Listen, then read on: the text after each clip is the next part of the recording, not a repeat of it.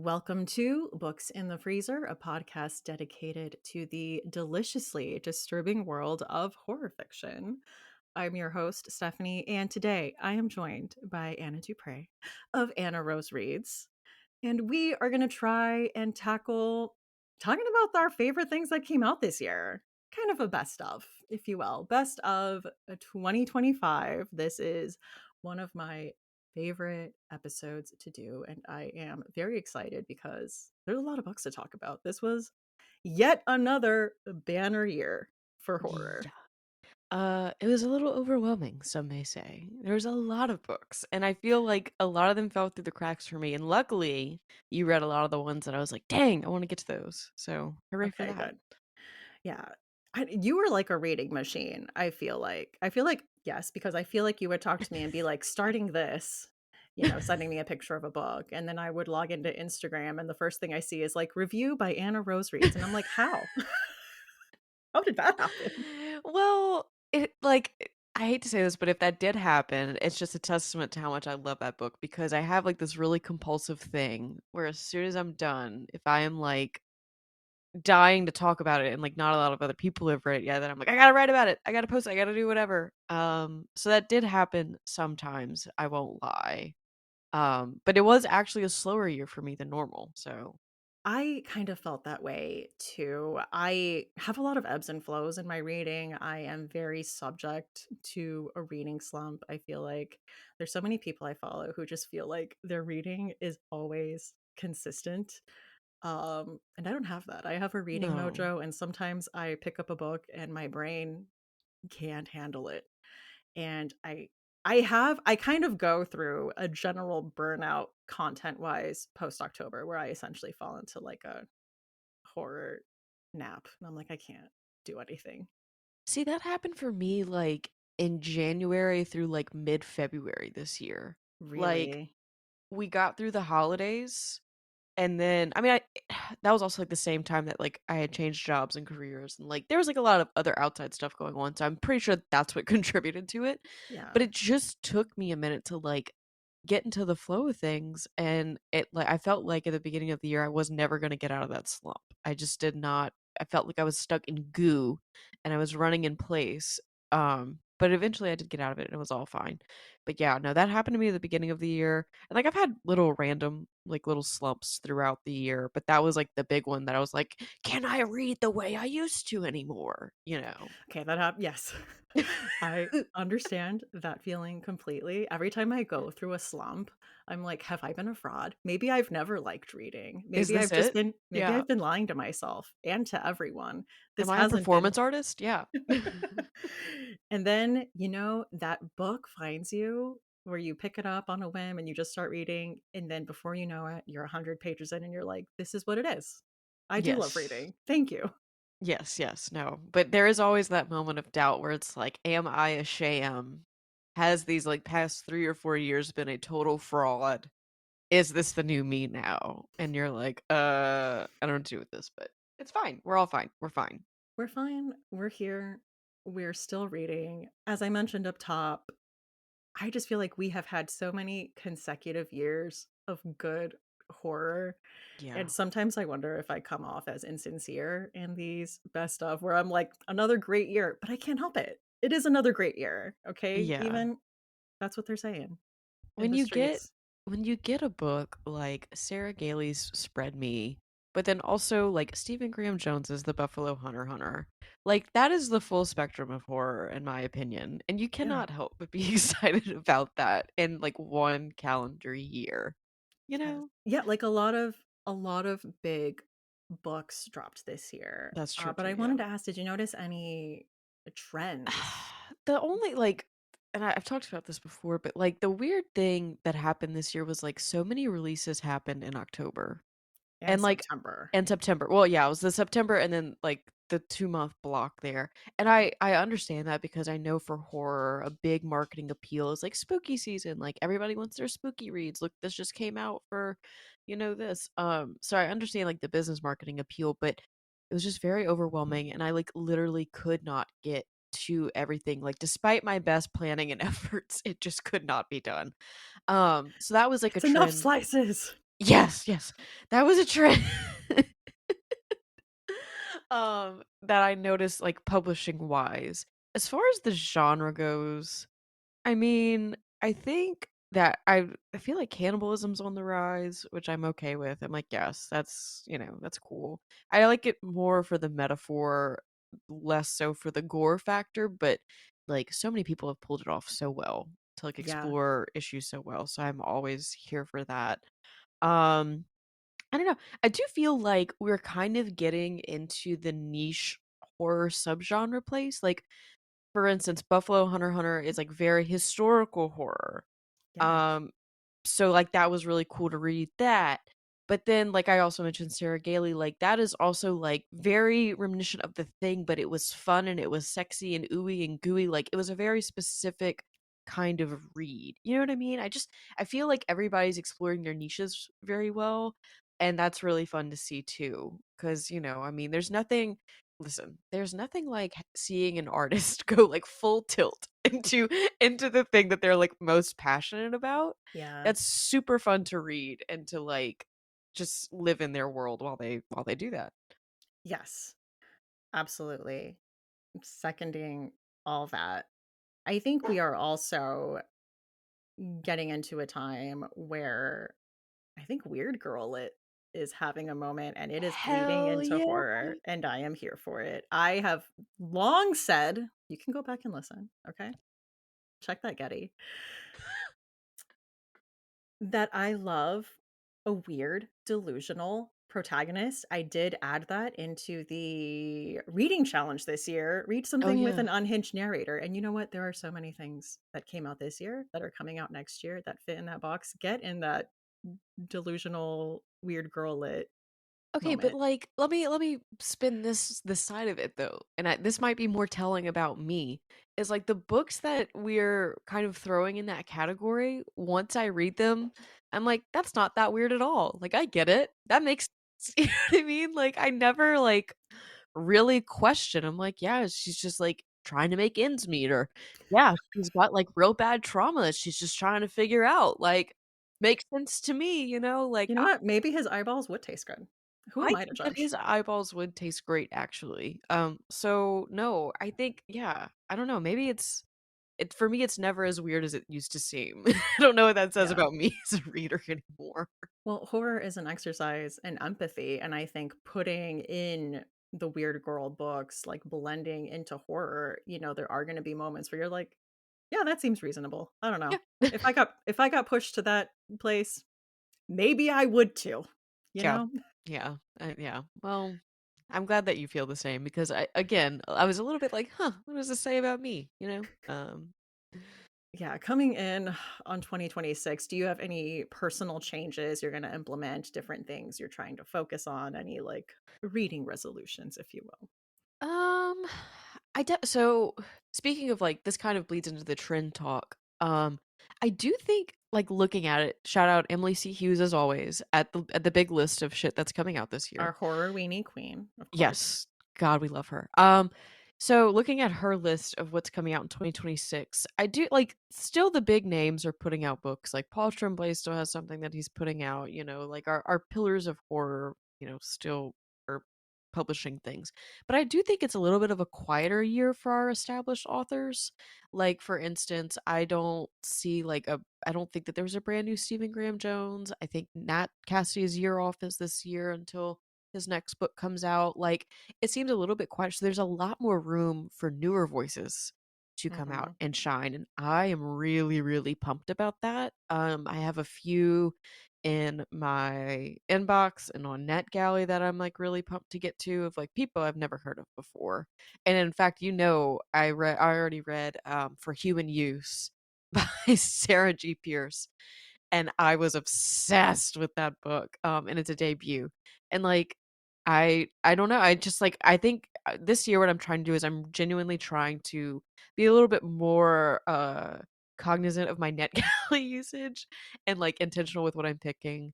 But also like trying to spread my horizons a little bit, try and take in some new authors, some new things to just, diversify my TBR. Because I do feel like this last year was like everybody that we knew and we have loved as an established author had something come out, which is a great thing. Like, don't get me wrong, I love that. But I think it's also really cool we get room for some new voices in there too.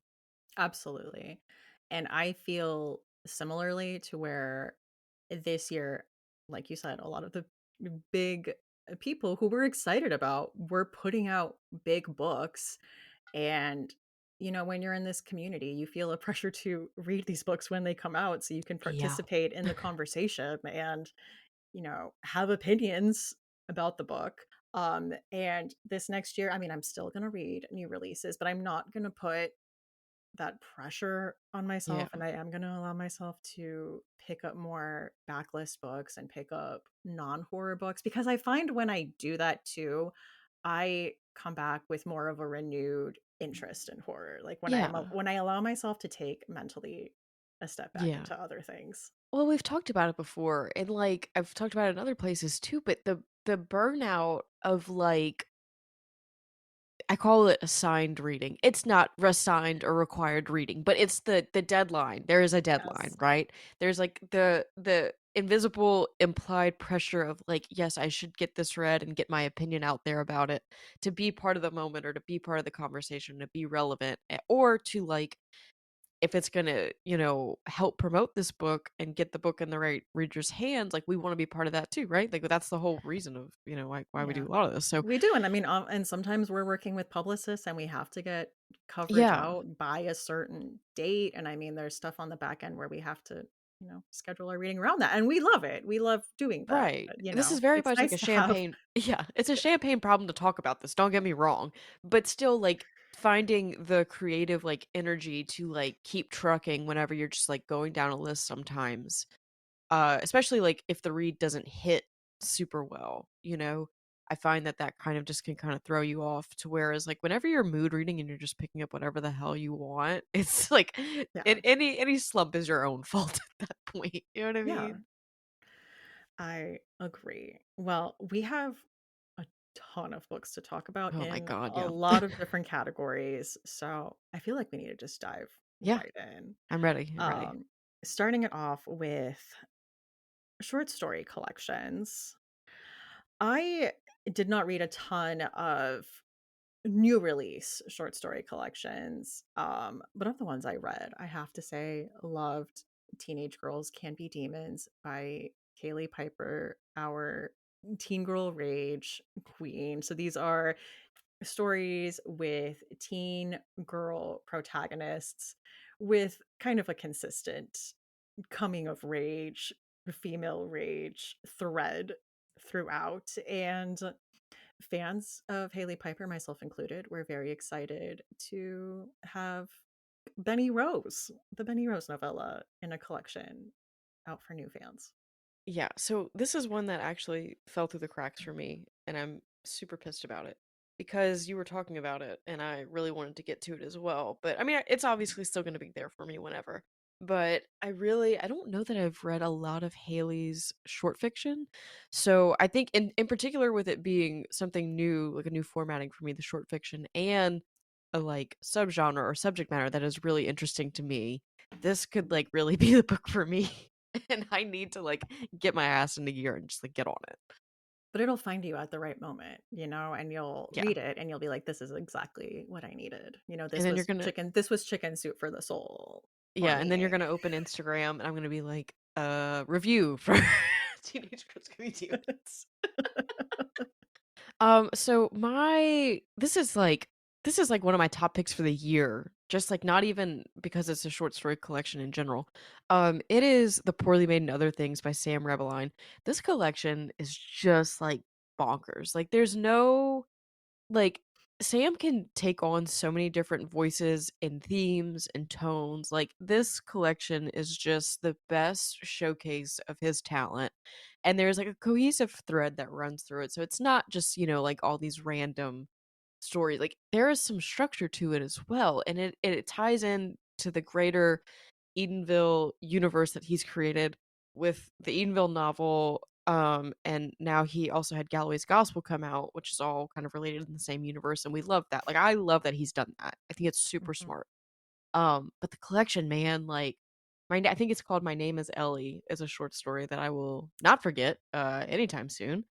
I just yeah, it's a hard hitter, man. I don't know. I think about that collection often, and mostly just because of like how well Sam does a little bit of everything. You know, Yeah. it's just it hits on so many different notes. So that's The Poorly Made and Other Things by Sam Reveline. I read that on your recommendation, Yeah, I don't think and I shut up about that one either. and you're right. The My Name is Ellie story was a standout, and I think I wasn't sure what to think of it when I started it because I listened to it on audio and I was like going on my little hot girl walk. People Yeah. don't say that anymore, but I'm a cringe millennial, so I will. On my little hot girl walk, with my over ear headphones, and it started, and I was like, Anna recommended this, but I'm gonna be honest, I don't really know what I think of it. Luckily, I trusted the process. I gave it time, and I got to the end, and I was like, I love that big WTF energy. Obsessed. Yes. Yes, absolutely. And I remember you saying that. I'm like, please just like keep going. Like, please just please stick with it. I promise it's worth it. And then it was. I was like, whew. Okay. All right. And then I had two backlist short story collections that I really loved this year. One was Mystery Lights by Lena Valencia. I mentioned this on my desert horror episode I did with Brian McCauley. The majority of these stories take place in the desert and kind of center around like anxieties of like womanhood and girlhood. And some of them are exploring that possibly through a supernatural lens, but not all of them do. Like the first story is like a writer who rents like an Airbnb in the desert to like hunker down and get her slasher script done. And she goes on a walk and is immediately followed by like a pack of stray dogs. And she's like, oh no. And yeah, things are getting really dicey. And she makes it out to the road and hitchhikes and finds herself in the passenger seat of a guy's truck. And pretty soon she's like, oh no, where was I in more danger? Uh The oh. bear or the man. Yeah. Yeah. Yes. So it's stories about that, but some stories have this like possible UFO. Some stories have this like a girl that got lost on a family vacation and was like underground in a cave and met some creatures there and maybe wants to go back. Um, so they all like explore these kind of like fun, kind of like supernatural, like cryptid elements, but that's not the focus of the story. The focus of the Yeah. story is like the anxieties of being a woman, which See, I so really like liked. yeah, so you've recommended this one, and Neil has recommended this one, and I have a copy of it. I need to read it. The cover of it is gorgeous. Oh my It is god. like so striking. But this exactly like this thing that you're describing is like exactly my bread and butter. So another one that I feel like I just really need to get myself to read it. But everything that you're saying about all of these stories just sounds absolutely sublime. And I need them desperately in my life. You do. And you're right, the cover is gorgeous. The second backlist title that I read was called You Glow in the Dark by Liliana Colanzi. She's a Bolivian writer. And I picked this up at Barnes and Noble just on a whim because it was Mhm. tiny. It's like 100 pages.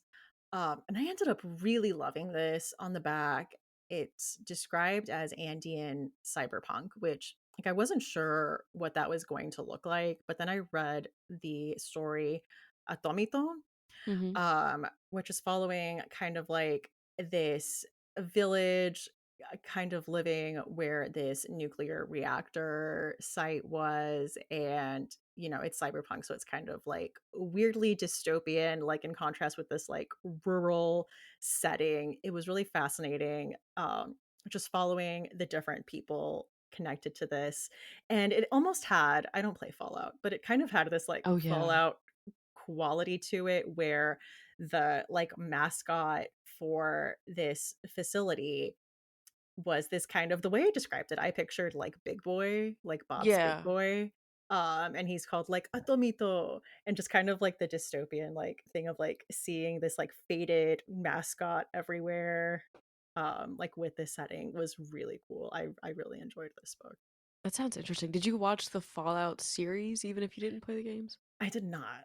Okay. Is it good? Uh, yeah, I enjoyed it and I didn't really play the games either. I think TJ might have and he like provided some context when we were watching it. But No, I think that that sounds very on brand for, like that sounds like a good comp for what you're describing. I mean, I obviously haven't read this collection, but that sounds like a very good comp. I'm gonna break our little rule a Yeah. little bit. I'm gonna talk about 2 anthologies that I felt like well, actually, I have one more collection that I just remembered about. Odd Body by Rose Keating was, like, one of the ickiest, gooeyest, um, collections that I've ever read, and it was, like, very disorienting, but, like, thematically, it felt so on par with the female experience. With, like there's, like, literally, I think, a story that is about this woman who, like, keeps her dad in her bathroom, and, I mean, spoiler, he's a worm. But, like, it kind of unpacks, like, her caretaking trauma with her dad through this, like, very strange lens, and all of her stories are kind of like that, and a lot of them have to do with the female experience, which are really, really interesting. Like I said, very icky and gooey, like, a very icky and gooey collection. It felt like it had texture to it, so that was a cool one. Okay, immediately going on the TBR, and again, with this weird girl moment, like, Yeah, no, no, no, it letting women be falls gross. yeah, it falls into that perfectly, and I think the cover of it's pretty good too. It has, Yes, like, it is. yeah, the, like, blossoming, sheep plants is, I think, one Mm, of them, and I think that there's a different cover for the UK, but anyway, so that's one other collection that I just remembered that I read that I enjoyed. So to kind of break the category, I'm gonna go into some anthologies that I really enjoyed. One was the Punk Goes Horror anthology that came out with Trueborn Press. I had so much fun with that. Brian Macaulay's story in that, I kind of think about I don't wanna say on the reg, but it comes at, like it's a I when I go to clean out my shower drain, if you read it, you'll know. I think about it, I'm like, "Ugh, Brian, okay." Um, just the way that everybody, like, interpreted the songs that they picked, like, Liz Karen, every time I hear that song that she picked, I think about her story, and I never would have, like, put those 2 together, but just makes so much sense whenever she talked about it and, like, when you read deeper into it. Rachel's story was also great in that one. There was another really, really good one in there that I'm I with the really movie liked me right Wendy now. Dalrymple's too. Yes, that was the They're other one cool. that has yes, I freaking loved that story, that was one of my favorites. It's just a fun collection, I love the premise of it because, like, especially when you a music-based anthology, everybody listens to music and takes something different from it, so I feel like this is the best way to, like, exemplify, like, what songs mean to people and, like, let them run wild with it, it's very fun. Um, and then the other one, I feel like the big elephant in the room that we need to address is the Stephen King Stand anthology, The End of the World as We Know It. Yeah.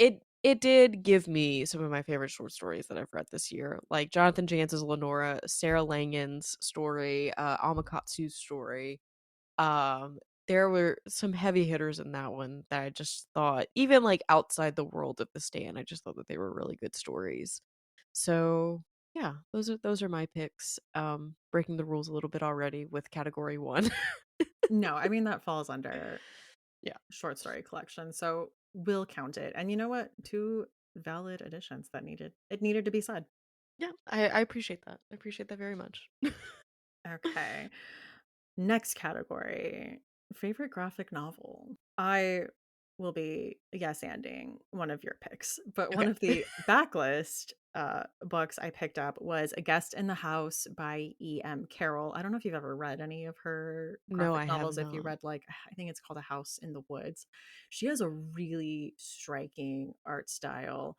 Like, it's mostly black and white with, like, it'll be like splashes of like red and blue. Like, she Oh, uses that's interesting. color very sparingly.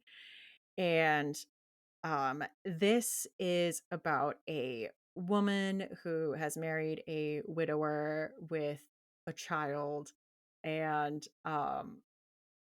he seems to be like really cagey about what happened to his previous wife. And so she's, isolated in a lot of ways, but also kind of trying to figure out if, like, does something happen to her? Like, am I in Yeah. danger? Am I next? Yeah. Am I next? I will say this one goes in a weird direction, Okay, but but I love that though because yeah. I will say, like, that narrative, and this is gonna be, like, my little rant soapbox, because of, like, Colleen Hoover's Verity, everybody has, like, hopped on that, "Can we trust the husband in the house that we're already living in?" kind of narrative. And I like it when we break the norm and we're like, nope, fuck it. We're going full tilt all the way into the unexpected because who else is going to do it? You know what I mean? Yeah, that was A Guest in the House by E.M. Carroll that was published in 2023. I need to pick that one up. That's a good rec. Okay. This is gonna be, I think, your yes and pick if I'm reading the room correctly. So Saint Catherine by Anna Meyer came out this year, and I need to do a better job of reading more graphic novels in horror, but this is like one of the first ones that I've read. And one, it's a beautiful book, don't get me wrong. Like the art style and like the the imagery that Anna provides to like the crux of this novel is so stunning. So basically it's about this girl who is like kind of wrestling with her relationship with Catholicism, but she's never missed a single Sunday service. She's always gone to mass. And then one day she does. She decides to not go to mass, and then weird things start happening and she starts to believe that she is possessed by a demon, and then she's like really just like living in guilt, living in shame, like trying to puzzle out where she goes from here and what she does. Um, this is a really, really good book. It's just really, really good. There's like I can't say too much without spoiling it, but there is an illustration, I'd say in the last like fourth of the book, I think that you and I talked about that both when we saw it, we just immediately started like bawling. There's so much that Anna does so cleverly with this book around these feelings that we feel that don't really have a shape, whether it's like shame or guilt, and kind of giving them an image and with this graphic novel. So yeah, that is Saint Catherine by Anna Meyer. Yes, hard. Yes, ending. And I think I posted on my Instagram story that I got to a certain point and I was crying. And everyone who had read the book got in my DMs and was like, "Was it this part?" Yeah. Like, yes, we all knew. Um, you are on the money. It is so cleverly told. Like when you get to the end, you're like, "Ah, I love that. That is perfect. That is the perfect way to tell this story." But I think anyone who grew up a certain way and is navigating that journey into becoming an adult and making decisions for yourself and deciding what to keep, what to let go of, what doesn't serve you anymore, and navigating your relationship with guilt and expectation and becoming your own person, I think will relate to this. Yeah, it's also got like a strong focus on like identity, like who am I Yes. now, who was I before, and like what does it say about me that I want to be this person.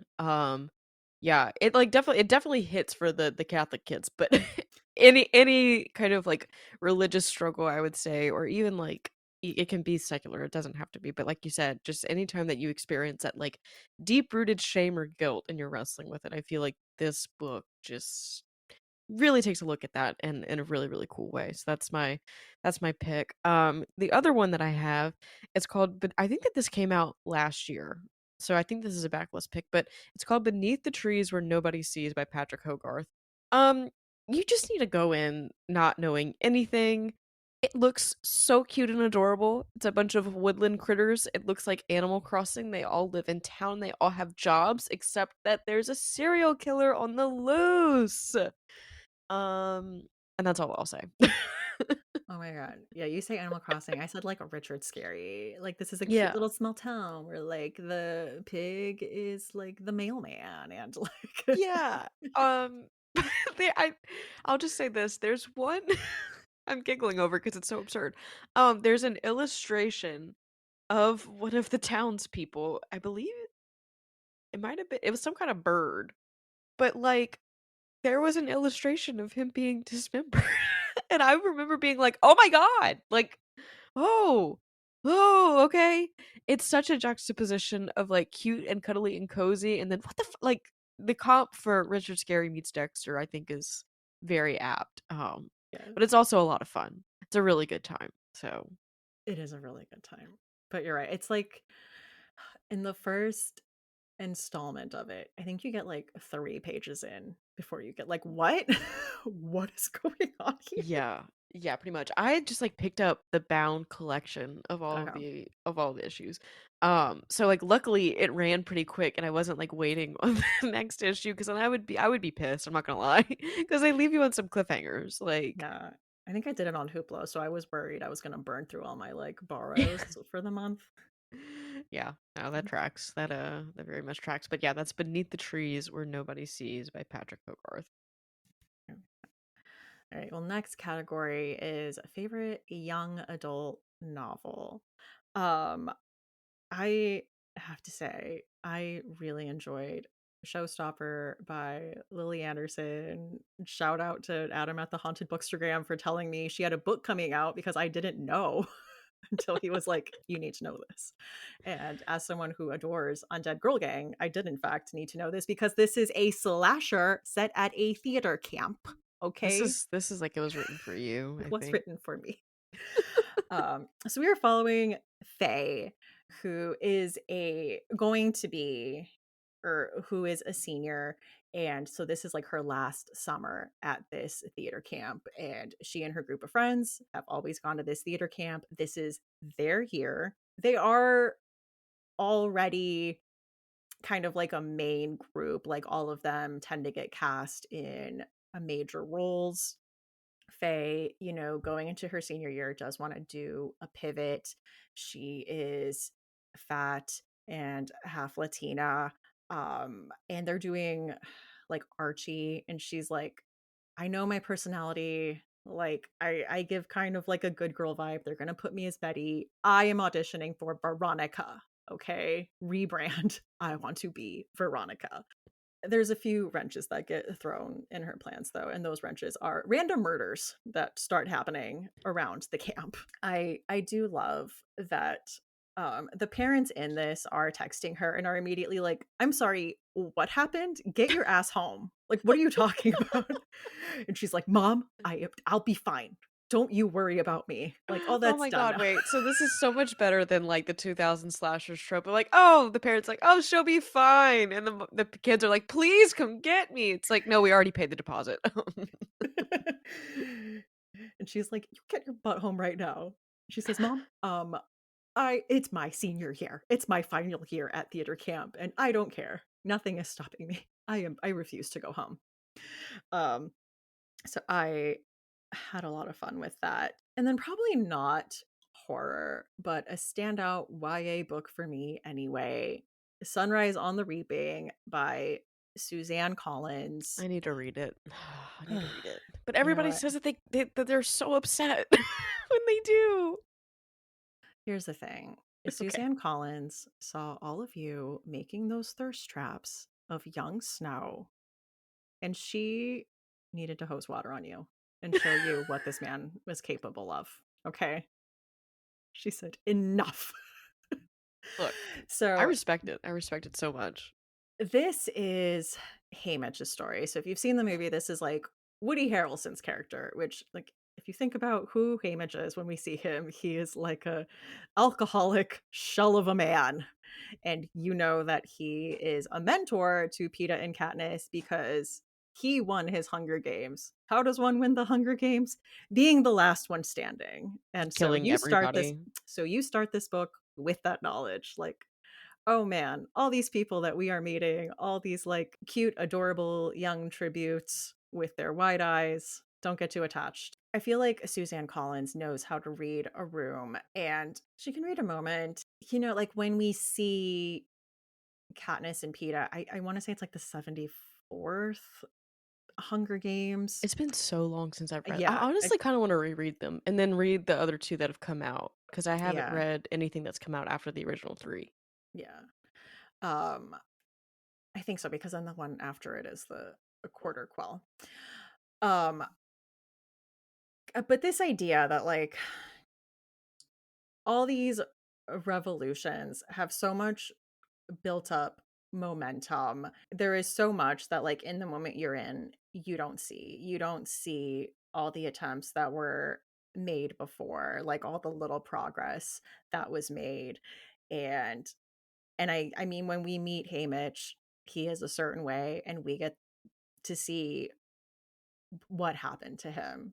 because, when we see him, we see that he was also ready to take this all down, and the way that these systems can absolutely diminish someone's hope. It's so upsetting because, like, I don't want to say you want to judge Haymitch, but, like, you feel a certain way about him for 3 books when you read The Hunger Games. And, like, obviously, you can always get backstory for, he's not a villain per se, but he's just, like, a very flawed man, and, like, very struggling man.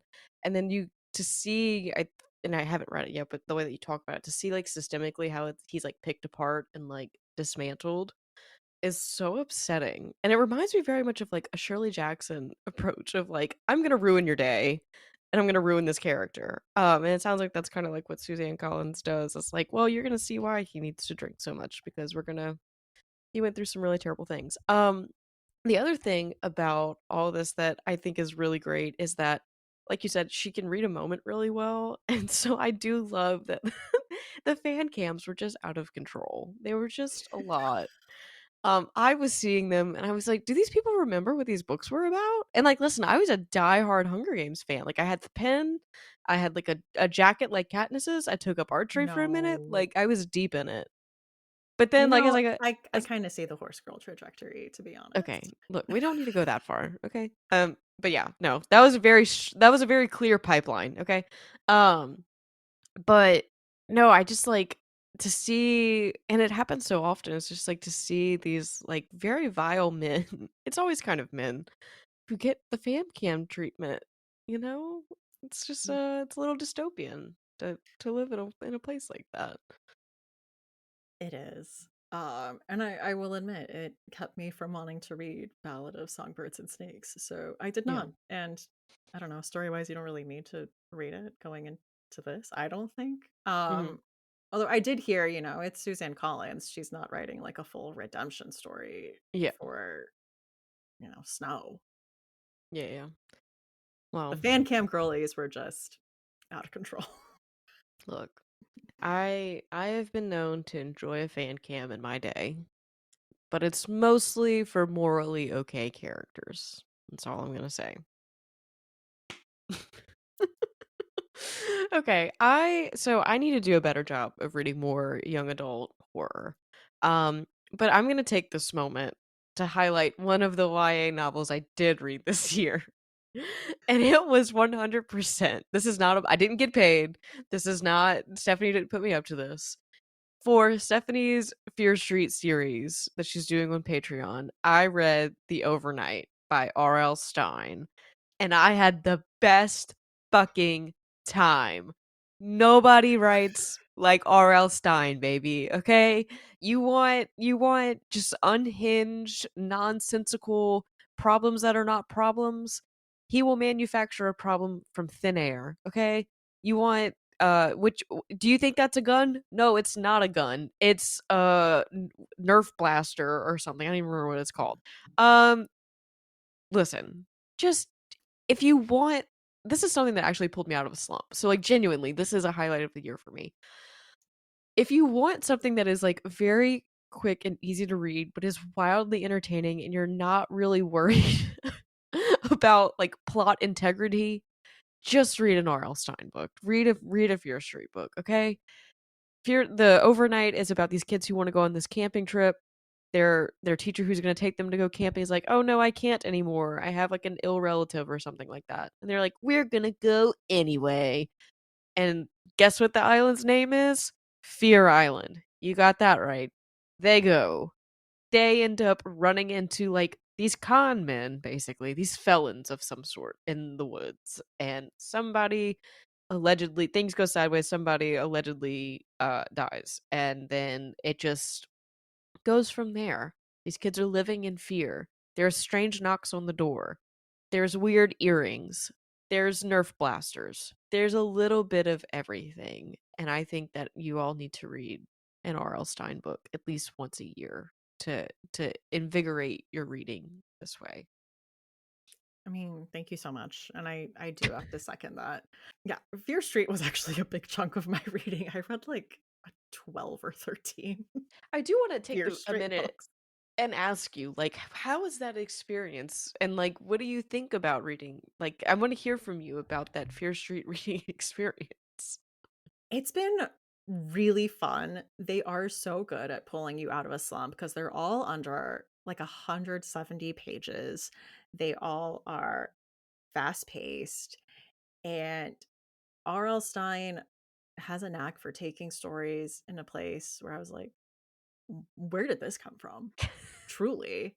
Yeah, I'll name off some of my favorites, some of my standouts. I Yes, please think do. I had a ton of fun with the Halloween party. I gotta say, favorite villain. Favorite villain in Fear Street so far is the Halloween party.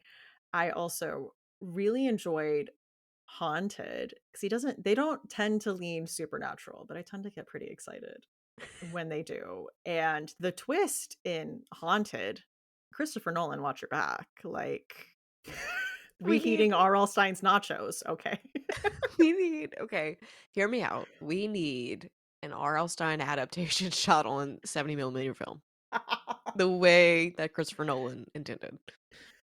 Absolutely. I also enjoyed The Sleepwalker. That was fun. And it's also really fun when you read them all in order, seeing callbacks to Oh yeah, like the different Easter eggs. novels. Yeah. Yeah, seeing the Easter eggs.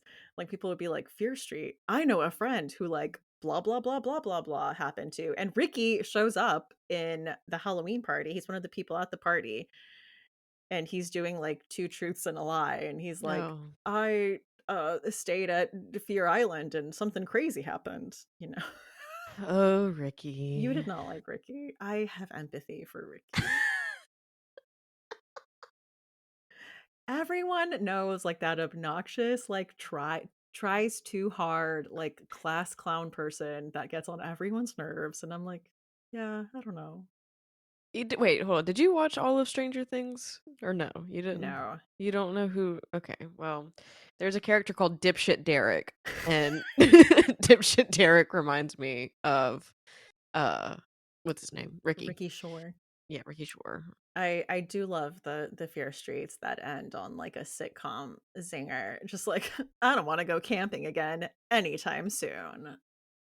And you should like it's almost as if it should be like a Hallmark card, and when you turn the last page, like the canned sound, like sitcom music comes through. It would just like fit so thematically well. But they are a lot of fun. I had a lot of fun reading the one that I did. And I honestly, if I wouldn't be like trying to constantly read stuff for the podcast and reviewing and whatnot, I think I would like to read another Fear Street novel, if I'm saying so myself. So Yeah. Okay, we'll have to have you back on then. oh, what? A repeat guest? Oh my god. Okay. All right, well, should we move on to a favorite middle grade novel? Yes, yes, yes, we shall. Because we actually have quite a few of these. Yeah, I kind of like really I wanted to read more middle grade this year. And in general, like I want to go back and read more of like Laura Simpson stuff and like, there's a couple authors that I think are really doing a good job that I just haven't gotten to yet. So Yeah. Okay. I really loved Ride or Die by Delilah S. Dawson. I read this for the carnival episode with Chris Panettiere, but this is about a girl who kind of inadvertently ends up making friends with the popular girls at school. Like she helps one of the popular girls win a three-legged race during PE. They get paired up together and she helps her. And the girl's like, "Oh, do you want to come to my party?" And she's like a new girl in school. And, the most popular girl asked her to her birthday party at like a lock in at an amusement park. The correct answer is yes. hell yeah. So she goes, and the group is it's very like Mean Girls Heathers. Like they're all called like the M's. Like they all have like Mm, EM names, like Emma and interesting. Emily. And she immediately starts to see that the dynamics are like very toxic and like Mean Girls, there are like rules that need to be followed to be in the group, like what it takes.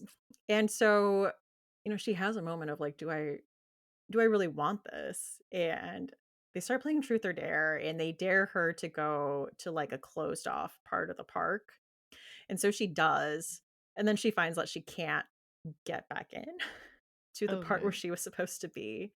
Um, but she is able to like meet up with a group of teens that are wandering around. They take her under their wing, but they start telling her the lore, the dark Not lore of the park, and like why oh. this section is roped off. And she might find that she has other things she needs to survive.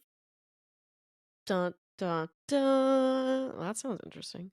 Yeah. I do love that the youths that take her under her wing are like, well, you don't know why you're really here. Well, no. I got locked out. So that sounds interesting. I might pick that one up. I remember one, the episode that you did with Chris was phenomenal. Love that episode. Okay. That was a really good one.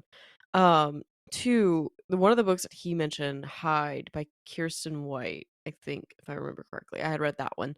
And that sounds there's a Yeah. little bit of a similarity to those. But that was a good read. That was a fun read. Okay. My pick for my first middle grade horror novel is another by Paul Tremblay. Paul, Mr. Tremblay, you still scared the daylights out of me with a middle grade novel. um, Basically, it's about this boy who like has just been having like a really rough time.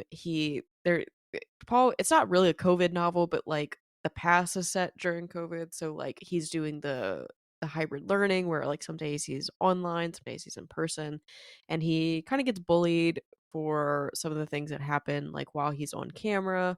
Um and because he kind of has like these ticks that he does. So he's just been having like a really hard time. Like sports aren't coming easy to him anymore. He's like feeling distant from his parents. But then one day, this like for lack of a better word, this kid shows up for a play date and then doesn't leave. And his parents like act like they know what's going on. They're like, yeah, we, like he can stay however long he wants.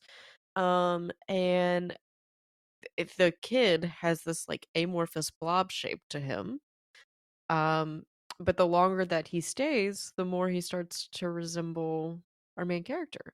And it's just this really it's this really good narrative, I think, about leaning on your art and what makes you unique, even if it's not the most popular thing, or even if like people want to pick on you about it, like what makes you you is still very, very important. And that's gonna be the thing that you rely on time after time. There it feels like it's a little bit about like AI. I mean, there's hard in today's day and age, it's hard to not see the AI connection of like, you Mhm. still need to rely on your art and you still need to rely on being unique. But I think in particular for like a middle grade novel, I think it's a really good message to kids, to like still be you, and you are you for a reason and you are special for a reason. So, but it was also genuinely terrifying. Like there's a few scenes that I was like, there's like this void scene that if you've read it, Ooh. like really like existentially creeped me out. And I was like, damn, in a middle grade novel, existential dread. But yeah, no, that is another by Paul Tremblay. Ooh. Okay, I do need to read that. Okay, my next pick is Mystery James Digs Her Own Grave by Ali Russell, which I think is going to be the first of a series. And if not, I need it to be because I love mystery, who lives in a funeral home with her adopted aunt. And in this book, like the wealthy family in town, like their matriarch has died and they have a contract with the funeral home. So they're going to do her funeral there. It's like a very big deal for her aunt to do this funeral. And the um, family gives her like this very expensive, rare silver necklace that she is to be buried with. And they do everything, they have the service, everything goes well, until they get tipped off by a pawn shop in the other town that that necklace was sold to a pawn shop. And so Yikes. um mystery is on the case because I mean her name is Mystery James. She also has a I don't think she calls it a talent, but I'm going to say it's a talent. She can smell the dead, like she can sense them. Oh, I like that. And yeah, she uses that to solve this mystery and clear her aunt's name. But it was lovely. There was a lot of really great friendships in here. A lot of kids like looking out for each other, and in this case, like righting like generational wrongs. Oh, interesting. Like I've heard a really lot of getting good. into the like historical part of it. Yeah, Allie, Yeah. I'm going to read It Came from the Trees next year for Okay. sure. Yeah, a lot of people have said good things about this, and so it makes me want to pick it up. But I've heard great things about Allie in general, so this will definitely be going on my TBR as well. And then speaking of more things that get added to my TBR, I need to read the rest of this author I'm about to talk. I need to read the rest of her books, but Ali Malinyenko has another release this year called Broken Dolls that I read, and I really, really liked it. I think talking about grief with kids is really, really hard, especially because grief hits everybody so different. And even if it's not like when I say a direct loss, like this, the her main character Kay loses her grandfather. So, in addition to Kay mourning her grandfather, she's having to see her mom mourn her dad. And, like, that's a really complicated thing, too. Sometimes you get upset for the people that you love being upset. Like, there's so many layers to grief. And I think that Allie does a really great job exploring that with this book. But as for what it's about, basically, Kay and her family go to stay with her uncle in her deceased grandfather's house. And they're going to kind of like fix it up and renovate it over the summer. Kay is very deep in her grief. She has a little sister, Holly, who's, a little bit more happy go lucky. She's younger, so the grief doesn't quite take hold as long as it does for Kay. They go to this like carnival fair thing, and Holly wins a doll that she brings home, and then more dolls start appearing around the house. And they seem to move of their own accord, and they can speak, it seems. And they want Holly to join them in being a doll for a very long time. And so Kay is the only one who seems to be paying attention to all of this. And so she's trying to get to the bottom of it, trying to figure out how to save Holly, trying to figure out what it all means, trying to get the parents to listen to her, her mom to listen to her and the adults to listen to her, all while battling her grief. Yeah, it's a really good book. It's another one of those things where I think that Allie gives really good shape to the things that are hard to describe with grief. And I think it's a really important conversation for kids of this age to kind of read about and like see that grief hits everybody a little different. Like it's okay to feel it a little bit longer than others or more intensely than others, or it might hit you like randomly. Like that's part of grieving. So yeah, and the dolls were also fucking terrifying, so there's that. Just very, very disturbing. So that is Broken Dolls by Ali Malinigo. I love that. That sounds beautiful. And I don't trust dolls. I've been on the record. Yeah. On record, I don't trust dolls. I mean, but I second that. Like my father-in-law died last year, and my kids, had a hard time with it. Yeah. So Well, it's like it's so hard to explain to kids, like, because we even yeah. have a hard time as adults conceptualizing it. So I think it's important that there's like conversation starters like this, even if it doesn't provide the exact answer like to like a kid's like, why am I sad? At least it's a way to talk about it. So hmm Absolutely. Should we talk about our favorite nonfiction for the year? yes, yes, we shall. Okay. I read Sick Houses, Haunted Homes, and the Architecture of Dread by Layla Taylor. This was one of my most anticipated reads of the year, and it absolutely lived up.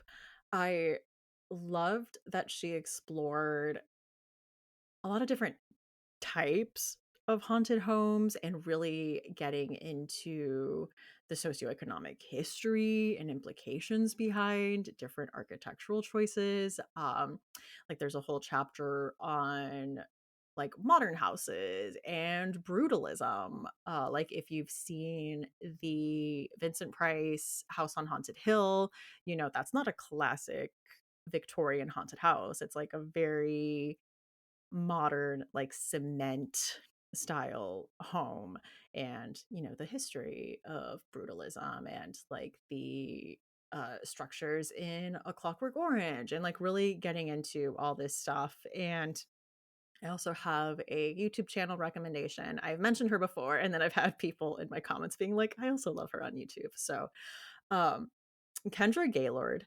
on YouTube if you are interested in architecture and like what it says about society, humanity, history, and like pop culture. I cannot recommend her enough. She did a video like talking about the back rooms, like the actual picture, like where Oh, it that's came cool. from, like Yeah. investigated like where exactly it was.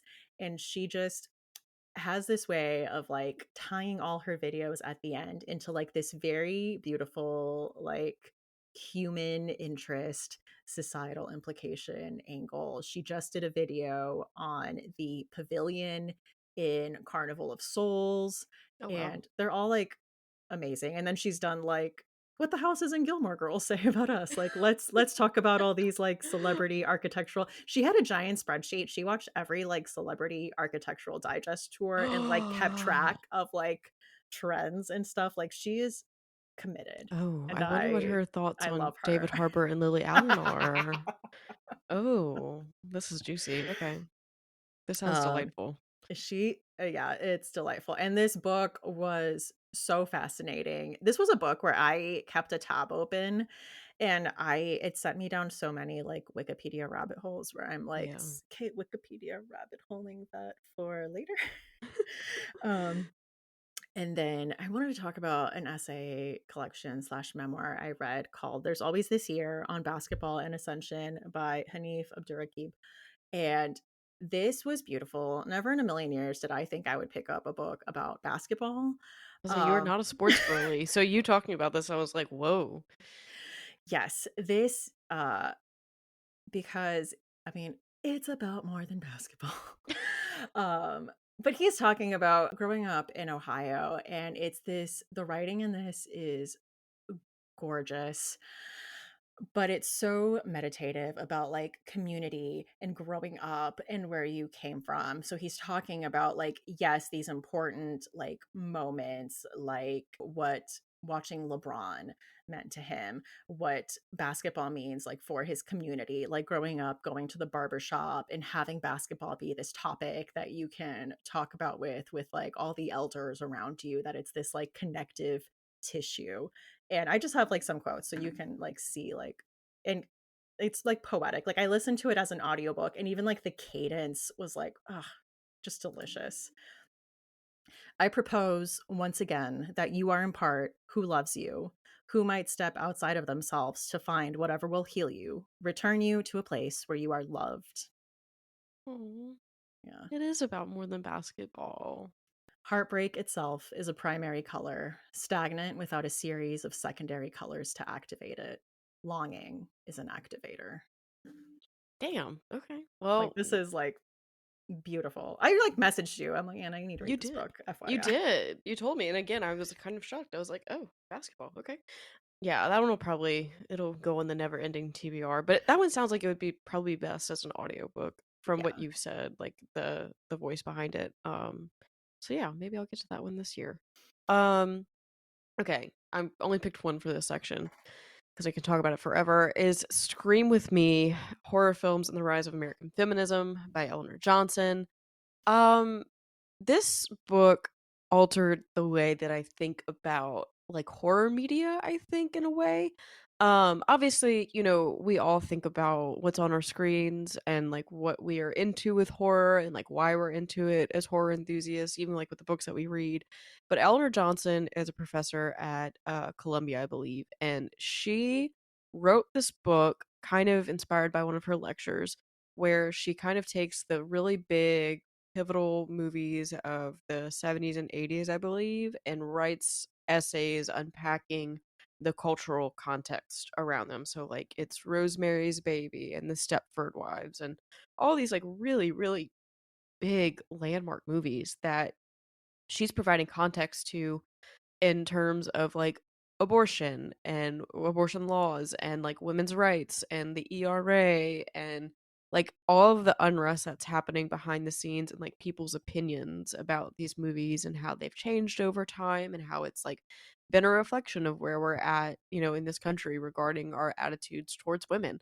Um it sounds like I remember I picked it up and I was like, man, I don't know, like, essay nonfiction like this can sometimes be really, really dense to get through, especially if there's like a lot of citations and stuff like that.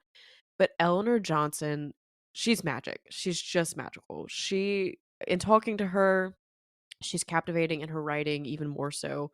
This is told like in a narrative format basically. She is Mhm. like unloading history as it happens and tying it in with the narrative pieces of these movies. So never once does it feel like you're being like lectured to at all. It's not dense reading in the slightest. If anything, it is very emotionally upsetting because there were so many things I think like on some level I knew, but whenever you hear them within the context of something as resonantly like part of pop culture as like some of these movies like Alien or whatever, and how recently and like obviously we still are fighting for like women's rights in this country. It's so upsetting. And like, I just imagine for her what it was like to sit down and take a long hard look at all of this and compile it all into a succinct book. So it's a really important book. It's a really damn good book. And in the end, like I didn't think nonfiction like this could move me to tears, but her kind of like closing definitely did because she talks about how important it is for women's voices to be heard, and there's a reason that we're screaming and we need to keep screaming as long as we can, and all these things. And yeah, she's just really, really, really brilliant. I also subscribe to her Substack, which like I think like once a week she'll unpack a movie. Oh, Um, interesting. yeah, I think might have sent you one, but it was kind of a long one. I think it was about Tusk, which is always an interesting thing to talk about. But yeah, no, she's just really smart. She's just like she's got the educational, cultural, historical context to supply where we're at with these things. And pop culture, I think, is a huge thing to both you and I. So to Mhm. have the history, the pop culture, the context with these films that we really, really love is like really a cool crossroads, but again, also kind of upsetting when you're looking at feminism in this country. So I started reading this actually. I'm a few 100 or so pages into this, and I wasn't sure what I was going to think of it because, I mean, I feel like I know ball. Like, yeah. you think I don't know ball? I know ball. I like exclusively listen to feminist Yeah. movie podcasts. And these are big movies. So I was like, oh, I felt like I've listened to a lot of episodes on this and I've heard feminist takes on this. Like I know feminist history. I know about Phyllis Schlafly. Um, but I was pleasantly surprised by like the specificity of Mhm. things she would bring up that like I didn't know about. Like they're talking about Rosemary's Baby. She's talking about how there was a certain drug that people were prescribed that the side effects, weren't widely studied and it caused birth defects and how women were still being denied abortions for these pregnancies with a baby with like severe birth defects where like they would not survive and how there was a famous actress who like had to travel to get an abortion and like brought this story to the forefront and how like themes in Rosemary's Baby are mirroring that how people at that time have that cultural context in their mind when they're watching this movie. And I think also about, I mean, we talk about horror as this place of empathy, but I mean, absolutely that these people are like, for the first time, empathizing in places where like they wouldn't think they would be, like where Mhm. they think their mind is made up until they're presented this horrifying scenario and they are made to empathize Yeah, it's with the certain issues. my favorite point that she makes about all this is like, well, how pro-life are you really Yeah. in the end? Like if you're rooting for this in the movie, which generally most people were, like what is it like how do you really feel about it? And why does it Yeah. apply to this only in the extreme and not to our day-to-day man, like in our mundane, Hmm. functioning? I don't know. It gives you so much to think about, and it's just I think it's really put together in a really smart way. It's very accessible in my opinion. But yeah, that was just like a real big highlight of the year for me was getting to read that and getting to talk to her about it.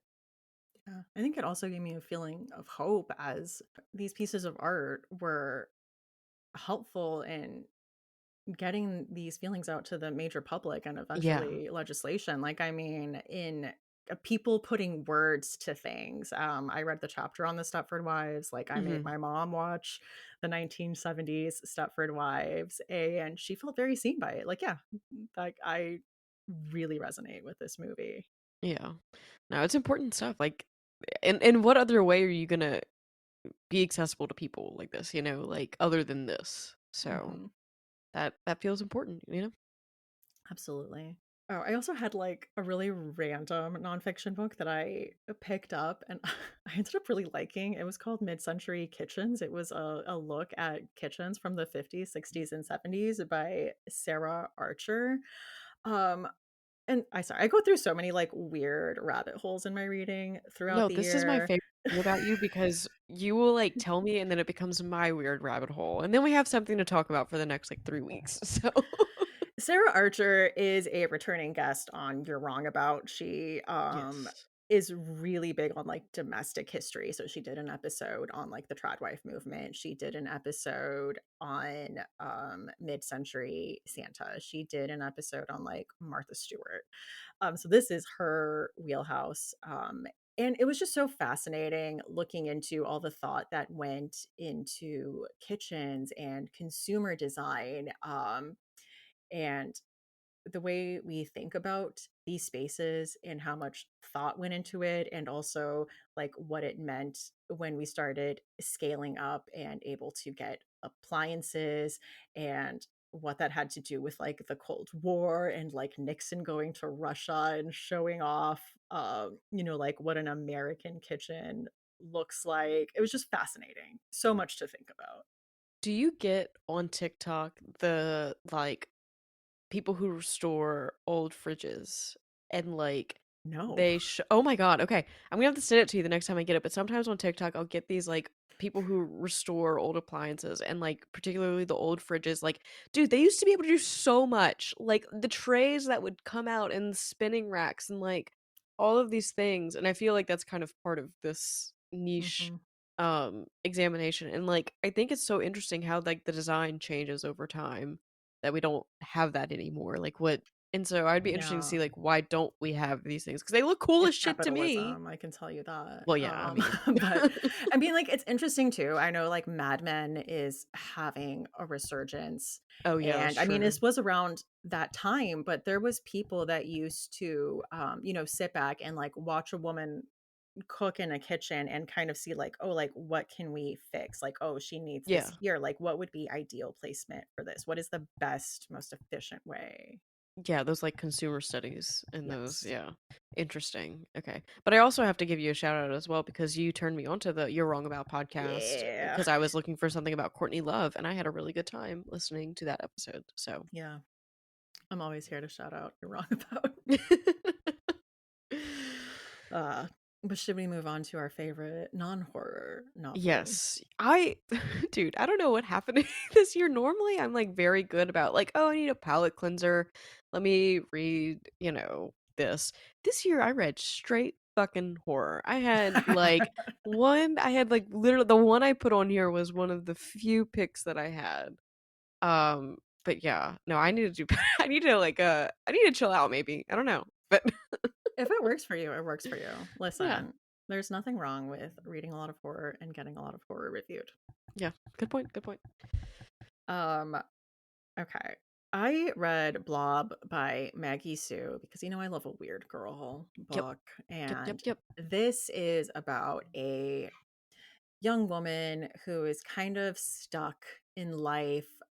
She dropped out of college. She's kind of working front desk at a hotel. She just feels like kind of in a very dead end place. And after a night out with some acquaintances, she finds like a weird gelatinous blob, and she inexplicably, like, I think she comes back for it. She doesn't like pick it up right then and there. I think she like comes back and like it's changed, and it seems to, like, move and react, like, it seems to be a living thing. So she does what any person would do, is she takes it home. As you should, as you should. This thing starts growing and evolving, and eventually she turns it eventually it becomes a adult man, so she's like, "I guess I have a boyfriend now, like, I'm gonna teach it how to be human," Okay, and, but, like, like, isn't that a little horrific? It's like, it's an adult man. I mean, it is. And, like, she takes it to meet her parents, and she has, like, a brother who's, like, a doctor, and, so she's just always felt like she's the screw up in the family, and she kind of feels like, well, now at least I have a boyfriend. I love books that are taking wild swings like this, but that through this wild swing and bizarre premise, like follow a character's journey to self-actualization and like finding herself and finding her voice. And See, this is also one that I picked up on your recommendation. I just haven't gotten to it yet. But like again, I have zero doubt that when she goes back to pick up the blob, I'll be like, "Well, yeah, duh. Like that's what you got to do." what if And it's I lonely? yeah, I mean, like it could have feelings too. I think yeah, I don't know, like I really love the out there premise and using something so unique like that, something so novel that's very like I just think in a world where we're very we do like a lot of franchise stuff, we do remakes, we do whatever. I don't care if it's bad shit. I love a novel idea like this because it's so Hmm. fresh. So I am there all the way. Although I would argue this is a little bit horrific because if we go from cute little blob to man, yikes. But anyway. I also picked up The Favorites by Elaine Fargo. And let me just say, if you're needing something that is going to pull you out of a slump, this is a book that, like, immediately, I feel like it sucks you in. I would recommend the audiobook. It's a full cast audiobook. This is about a famous like ice skating couple. It's also a Wuthering Heights retelling because it's like Catherine and Heath are the two ice skaters. It's kind of looking at what their legacy was. So like the premise for this is like a Netflix documentary tell all, like what happened to this like it couple on the ice and like all the scandals and controversies and like where they came from. And so you are hearing from like a lot of different people, like their peers, and like, yeah, she would do this. And like, we all couldn't believe when this happened. And then the next chapter is like her, and she's like, let me tell you my side of the story. Let me set things straight. It is so fun. It reads like so dishy. Like, I think I need you to imagine me at home, microfiber cloth in hand, spray bottle, like over ear headphones, like gasping out loud at things that are revealed. Like, The scandal. Oh, this sounds okay. I think I heard you talk to Agatha about this, maybe. yes, And the closest thing I could think to is like Daisy Jones and the Six, which yes, like it is a lot like that. okay, is like the real life knockoff of Stevie Nicks and Lindsey Buckingham. So like you again, another book that at your like you talking about it, I went and I bought it, but again, I just haven't read it yet. But I know that I will be into that because I'm also into like a will they won't they couple kind of situation, like a weird like a messy situationship. I will say I am not a Wuthering Heights fan. So I'll be interested to see how that goes for me. That's But not like as present. It's more like there's little nods to it here and there. It's not like a straight retelling. Um, yeah, I just so like this is my biggest qualm with Wuthering Heights, and I think that it's also part of like my qualm with like some romances today. It's like very much like this is my issue with the Summer I Turned Pretty series. Okay, if somebody would just have like one conversation, like 3 seasons worth of problems would be solved. You know what I'm saying? Like if yeah. somebody just sat down with this person and was like, "Listen, this is, and so that was like my issue. Like fewer hauntings would have happened in Wuthering Heights if somebody would have just had a conversation. You know what I mean? So that's my issue. So I'll be interested to see if I have that same feeling for this. But Maybe. I do like an angsty situationship, so that might override it for me. Yeah. Um, Lane Fargo did Oh, they like will I never learn, right? yeah, she did They'll Never Learn. Okay. She made an Instagram reel recently talking about one of the inspirations for the favorites, which like I wasn't aware of. I should have written down who the actual ice skater was, but I guess she was this ice skater in like the 80s or 90s. She was just kind of edgy. Like Mm. she wore like a really scandalous outfit on the ice and they like wouldn't let her on, so she just like put something random on over it so she could like still skate. And I think she was, I think, the first ice skater to pose nude for Playboy, and it was the first time that they completely sold out. Oh Like, shit. Oh god. Okay. fascinating person. Interesting. Huh. That adds a whole new layer to this. I'm intrigued. So my pick for this non-horror novel, one of the only ones, I think the only one that I read, if my Goodreads isn't lying to me, is Last Night at the Lobster by Stuart Ornan, which you talked about with, I think, Neil on the Small Town episode. Is that correct? Okay, yeah. Yeah. And you've mentioned it before a few other times. Stuart Ornan has also written a book that I'm dying to get to, The Speed Queen, which is Mhm. kind of like a look at this serial killer type woman. I think that she's about to be executed. And she like has these letters written to this famous author that like it's not Stephen King, but it's Stephen King. Um, and about all that. So like that premise alone is like my bread and butter. But I picked up Last Night at the Lobster to read on my honeymoon because I was like, maybe I need to take a break while I'm on the beach enjoying this pina colada. And I was glad that I did. Last Night at the Lobster is just basically about this last night that this Red Lobster is open before they close, and it's about like all of the messiness of the staff that works there and all of their like various feelings about the closing and like how they work with one another. It's very like slice, and I like this to break up the horror. It's very slice of life. Like the conflict kind of exists in the background, and when you think about it, it's always like a bigger like societal conflict of like why somebody feels that way or like why one person behaved this way or acted out this way.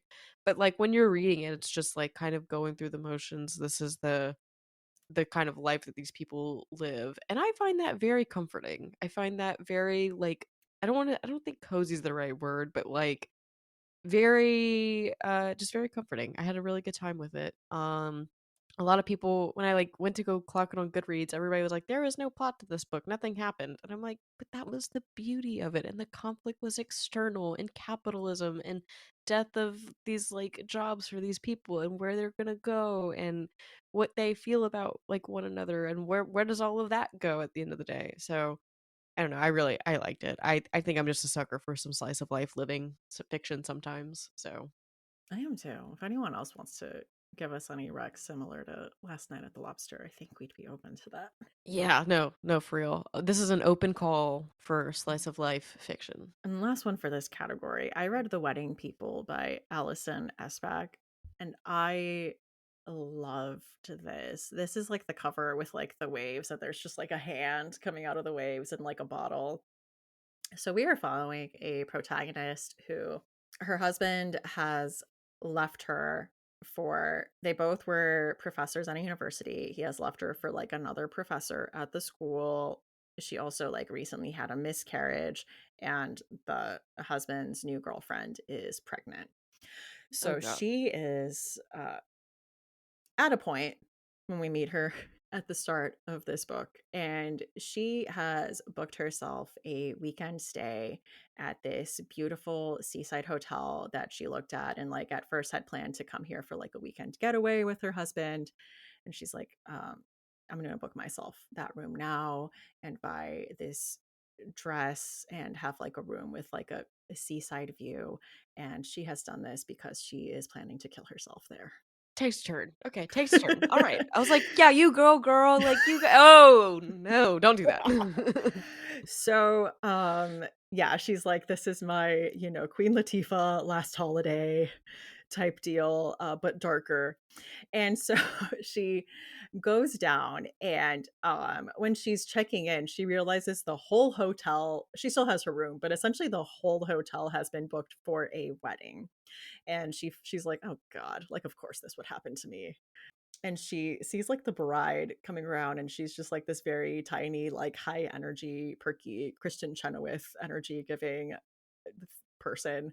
And she finds herself like in the elevator with the bride, who's like, what are you doing here? Like, I don't know you, like I booked this whole hotel. And she's like, you know what, I'm here because I'm gonna kill myself. And the bride is like, you can't do that on my wedding weekend, are you Oh. kidding me right now? My wedding will be ruined if they're carrying out like a body bag. You can't do this to me. Oh my god. And so she's like, hold off on that. Like, and she kind of takes her under her wing and starts like involving her in the activities and kind of makes her like a bridesmaid. And she's like, whoa, whoa, whoa, like I didn't ask for this quite yet. but it is one of those like a man called Uwe, like, Yeah. like someone kind of at the point and finding reasons to stay alive and community, and through this act of kindness and meeting this group of new people. Like, I don't think she allowed herself to see what like a life without her husband and like Yeah, like outside. without the Yeah. narrative she had in her head of like what happiness could be, or like what success looked like, and like why that matters, like deconstructing all of that and like giving herself permission to grow Yeah, well, that and sounds leave. good. My mom read this recently actually, and she asked me if I read it, and I said, "No, I did not, but I think that my friend has." And she said, "You should read it. It was good." And I said, "Okay." But no, that does sound very good. My one like mom friend is reading it for her book club. It's a very book clubby book. It was like a read with Jenna pick. Yeah, but like we And all I'm like, need it's that good. sometimes. I was gonna say no, we need that sometimes, and we need like good book club books. You know what I mean? Yeah. And this seems like one of them. So, So that is The Wedding People by Alison Espe. all Um, right. and moving on to favorite It's novella. my turn to yes and I'm so excited about it because I just finished this like 2 days ago. So Oh man, I am talking about Spread Me by Sarah Gailey. And listen, all the book podcasts I listen to, this has been listed. Okay, this has been mentioned. There's a reason why, how because can it not? How can it not? it's wild. It's so wild. I mention this every time I talk about it, but we were in a like at StokerCon, there was a buzzing about books panel, and Emily Hughes said, like, this one's for the freaks. Like, raise your hand if you're a freak. And if you're a freak, this is for you. Um, so we are following a scientist who's kind of in this like remote outpost in the desert with like just a handful of other scientists. And like to get that job is already a rigorous process because they have to make sure that these personalities don't clash, that like you're okay with the isolation and the living conditions. And Kinsey is more than okay with this because there is something she wants to get away from on the mainland. And one day, while they are doing some exploration, they find this what did you call it? Like a mutant coyote, like a Yeah. weird, like, Well, in my head, it was just gonna be like an amoeba. They got an amoeba. But it was like actually a critter. Like it was it was actually like a very large mutated coyote critter that they come across. So I was like, oh, not an amoeba. Okay. yeah, so they bring it in. You know, sci-fi, like remote science stuff. What's the first thing they're gonna do? Break fucking quarantine and like go against protocol and bring in this like unknown specimen. People start getting sick, like everyone starts being like quarantined into their specific things. And let's just say the thing Kinsey has been like running away from has found her. Uh Everyone, if you've heard anyone talk about this, this is a horny novel. This is about the very specific thing that Kinsey is into, and the thing that gets her motor running. It's As I sent in our text messages, that gif of Tina from Bob's Burgers, let's make this kitty purr. Boy, did Sarah Gailey do that. I it's had horny the thing. Okay. you pretty much, yeah, pretty much. I had so many conflicting emotions reading this between like ugh and then oh. You know what I mean? Like there's two kind of ughs with this book, and one is of intrigue and one is of disgust. So it's just fun. Like I love that you can do this with horror, and I love that Sarah did it. It's so brilliant, and it's just so fun, and it's a novella, so it's not Yeah. like it's it's not a over and uh, pun in I guess in meant it's not an overindulgent or self-indulgent book. Um it like gets to the point right away. It is just like it was super fun, and I think it's the epitome of like don't yuck someone else's yum, okay? Um because again, there was some things in this book I was like, "Oh, oh, interesting." I was texting you about them as it happened, so So that was Spread Me by Sarah Gately. A very fun time indeed. Okay, and then my pick for this is the film you were about to see by Haley Newland. This takes place in like the 1950s. I want to say 59. Movie drive-in culture. There is basically this group of kids who wants to go to the drive-in for like this huge like Vincent Price marathon. But there is like the added part of this drive-in is like it's all very gimmicky. Like there's the women who are serving like refreshments to the cars are like dressed up like nurses. You know, like there's like checking on you to see if like you're fainting from the horror and like all this stuff. So it's like a very big production.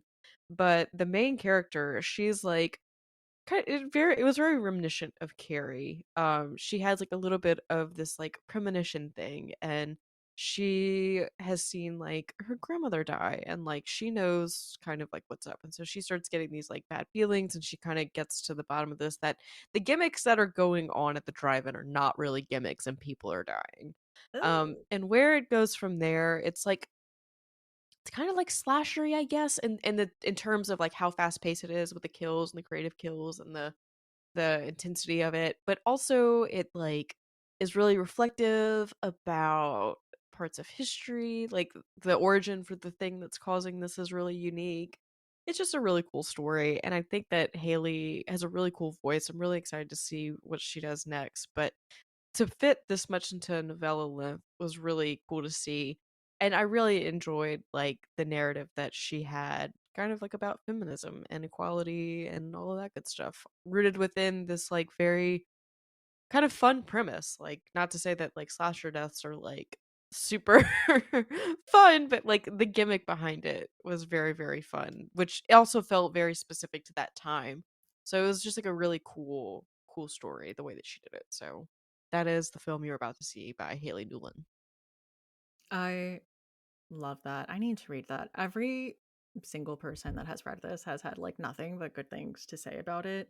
The cover design is incredible, and I know Haley is like a huge Vincent Price head and like loves this era of movies. So I'm very excited to check this one out. All right, well, let's talk about favorite debuts. My list I'm is actually long for this one. I Woo! am yes anding a lot of yours. Yeah, no, I actually have a long list for favorite debuts, which I feel very proud of. And your pick for this, I'm yes anding as well. Okay. So It's very been a excited. good year for debuts. And Yeah. I'm also excited about that for next year as well. Like Yeah. we talked about, like it'll be a lot of new voices. So always excited for this category. I'm talking about Bat Eater and Other Names for Corazang by Kylie Lee Baker. I loved this. I read this really early in the year, and there is something about like when you're starting a year like in January and you read a great book that just gives you like faith in the rest of the year. And you're like, Yeah. hell yes, if this is any indication of like what things are to come, I am very excited. Um, so this is about Cora Zhang, who works as a crime scene cleaner in Chinatown, and she witnessed the sudden and traumatic death of her sister, who was like pushed in front of a subway train in front of her. This is dealing a lot with the rise in Asian hate that skyrocketed during COVID. And this was so beautiful and thoughtful, but truly was a horror novel at heart with the gore and really using that, I think, to its full potential in this. I Like, yeah. I love this one. This one was so good. so good. So, she's this crime scene cleaner, and she is noticing that a lot of the crime scenes she's cleaning are like these, Asian women living in Chinatown, and there are bats at all these crime scenes inexplicably where there shouldn't be, and it's trying to get people to like pay attention and do something to look into this, and realizing that she's going to have to look into this herself.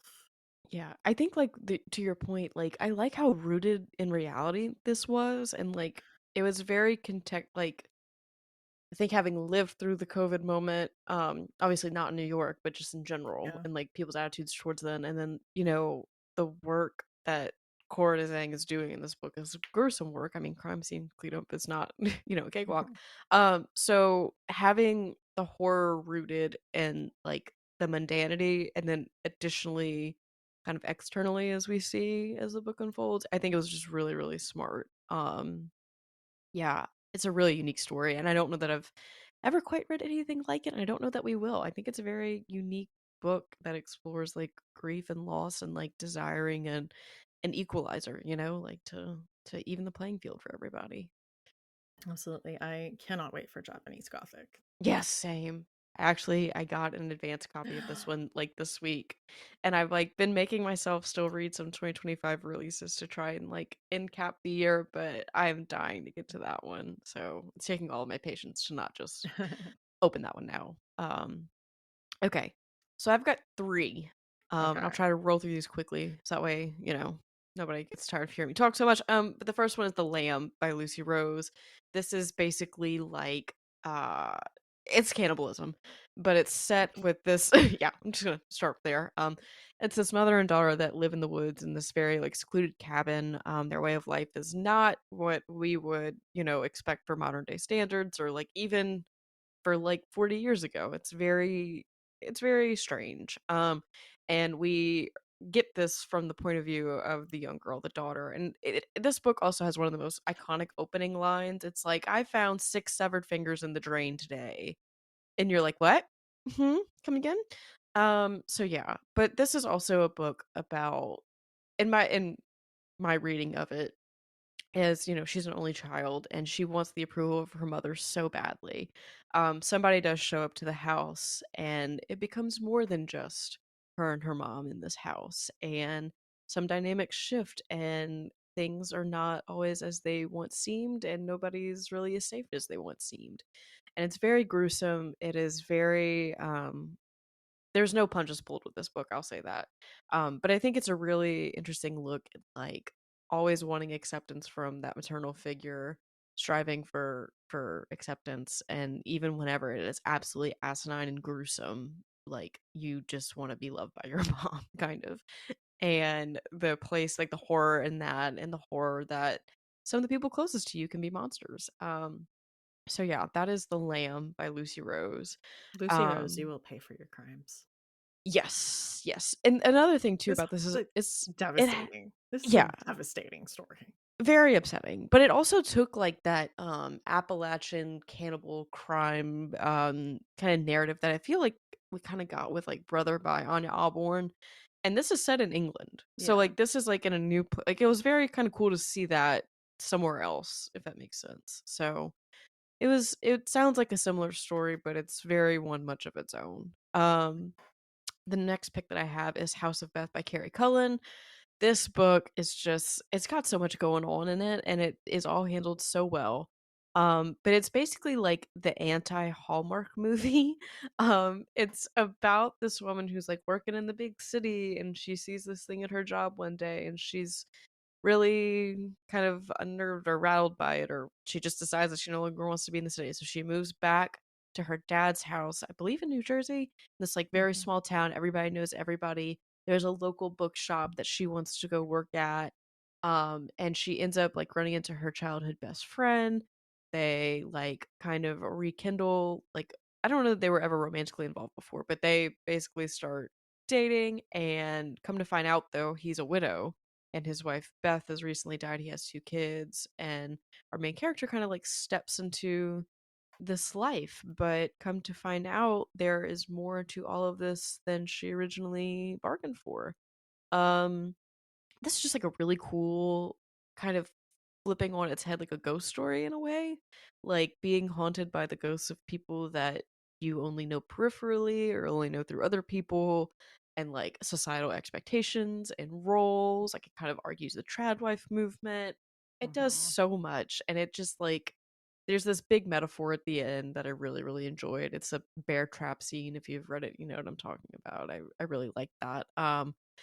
But yeah, it's a really interesting read. And again, a premise an execution that I don't think that I've ever seen before, and I don't know that we'll really see again. It kind of plays on Daphne, no, Rebecca by Daphne du Maurier. Um, but yeah, some of the internal conversations that go on in this book are like very cool and very interesting. So that is House of Beth by Carrie Cullen. Yeah. I was Yes, say you read this anding. one. Yeah. Yes. Yes, anding that.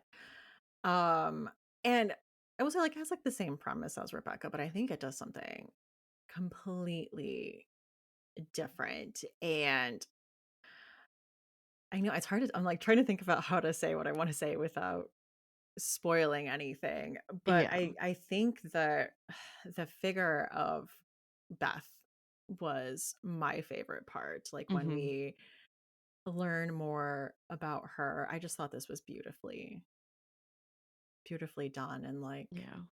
Me too. hopeful and Yeah. I yeah. It has it's a very I have faith in women kind of story, after reading it. And then my last pick is Good Boy by Neil McRobert. This was technically, I think, also a novella, but it was a debut, so I decided to throw this one in here. Um, it is just, I mean, it made me cry a lot. It's about the world's best dog. It's basically what you need to know.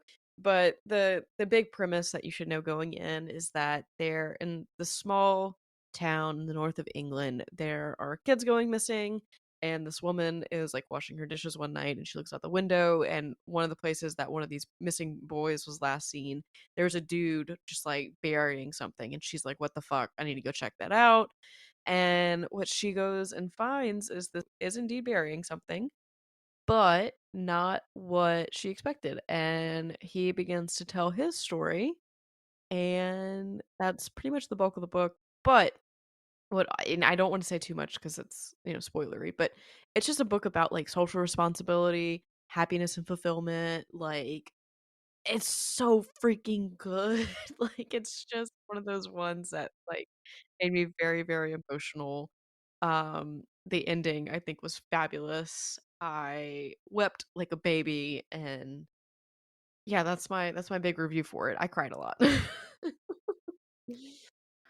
I mean, seconding that, I absolutely loved this book. And to what you're saying, I think the theme that really stuck with me is the social responsibility and the idea of like, what do we owe to each other and especially to the next generation? And I don't know if I just have like a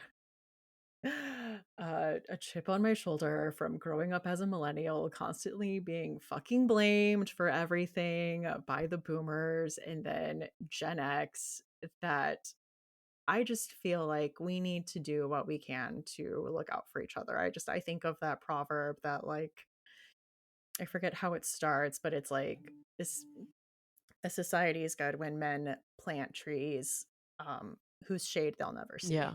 Yeah, yeah, yeah. I like that a lot. That's good. That feels very on brand with what Neil is writing about.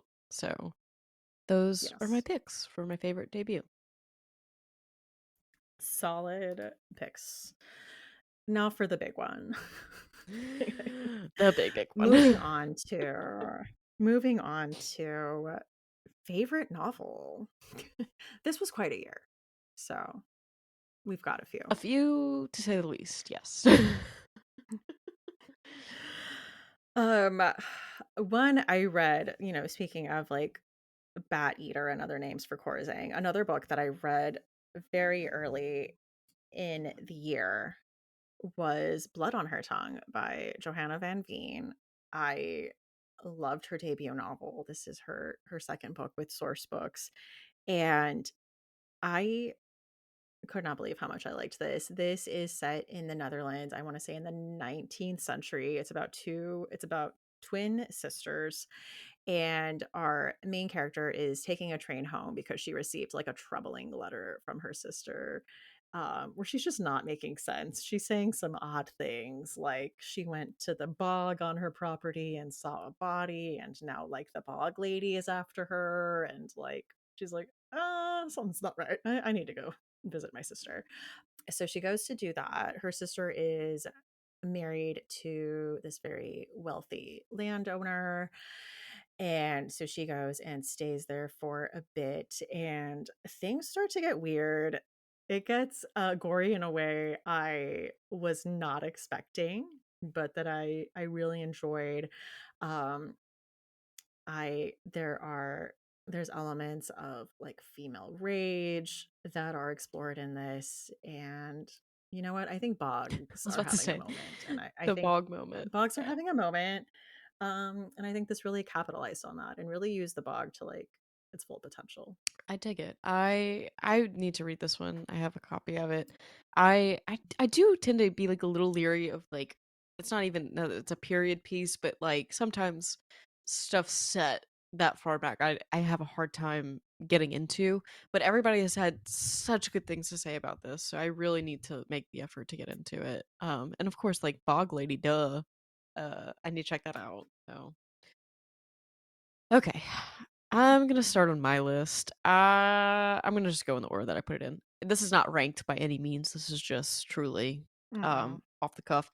So, Play Nice by Rachel Harrison. This sure for you will be another yes and. Um Mm-hmm. but yeah, I've talked about this book everywhere. I've screamed about it all year. Basically the premise is that we have this fashion influencer, Cleo Barnes, and Cleo Louise Barnes. Cleo would hate if I didn't say her middle name, I think. Um, and she is estranged from her mom. She's kind of like still in touch with her sisters. She has two sisters. She's still close with her dad. But she's living on her own in New York. She's like out having a night out, doing her thing, and she gets the call that her mother has passed. And so she has to kind of like go back home and reconvene with her sisters to deal with the passing of their estranged mother. And she's like kind of the only one who wants to like even have anything to do with this. And then come to find out the house that they were kind of spent some time growing up in that was allegedly haunted and that their mother wrote a book about, like a tell-all, as a possessed house, actually never sold, and their mom kept it the whole time. And so the girls still have the house, and they of course want to sell it. But Cleo's like, actually, I think I want to go live there and fix it up for content. Because that's what you do, I guess.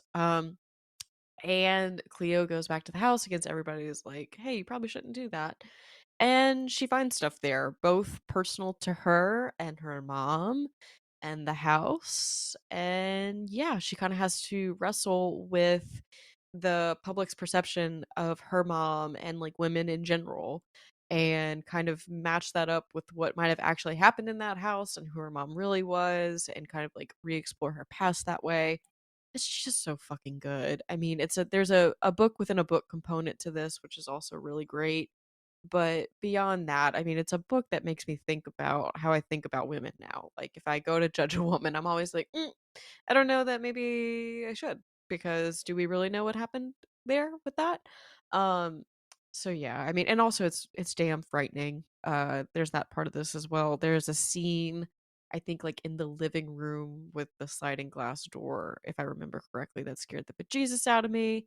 Um, yeah, this is right. I mean, Rachel just keeps getting better and better, and this is proof of that. It's such a good book, such a good book. So that is Play Nice by Rachel Harrison. Yeah, absolutely seconding that. I loved it. I think this might be my favorite Rachel book for right now, Yeah. you know? Um, I also love the dynamic that Cleo is the youngest, so she really doesn't have firsthand memories of what happened. She has always relied on what her Hmm. sisters and dad have told her um, about her mother. And I think Rachel also balances the nuance in this situation really well, in that it's not like a 100% vindication that like her mother was 100% in the right and never did anything wrong. It's that the truth is always more complicated. People are complicated and they are layered and they make mistakes. And, it takes some looking into Yeah. and understanding Yeah, it's that. always messy. Like no matter what, it's always gonna be messy, but it doesn't mean that like anybody deserves like death because of it. You know what I mean? Like No. we don't have to like Yeah. crucify people because they're messy. No, absolutely So not. yeah, that's the biggest takeaway that I had. This is for the children of Yeah. divorce. Oh man. Okay, what's your next one? Oh man, one I talked about on an episode with you this year. It's Yeah. Immaculate Conception by Ling Ling Huang, who is a new favorite.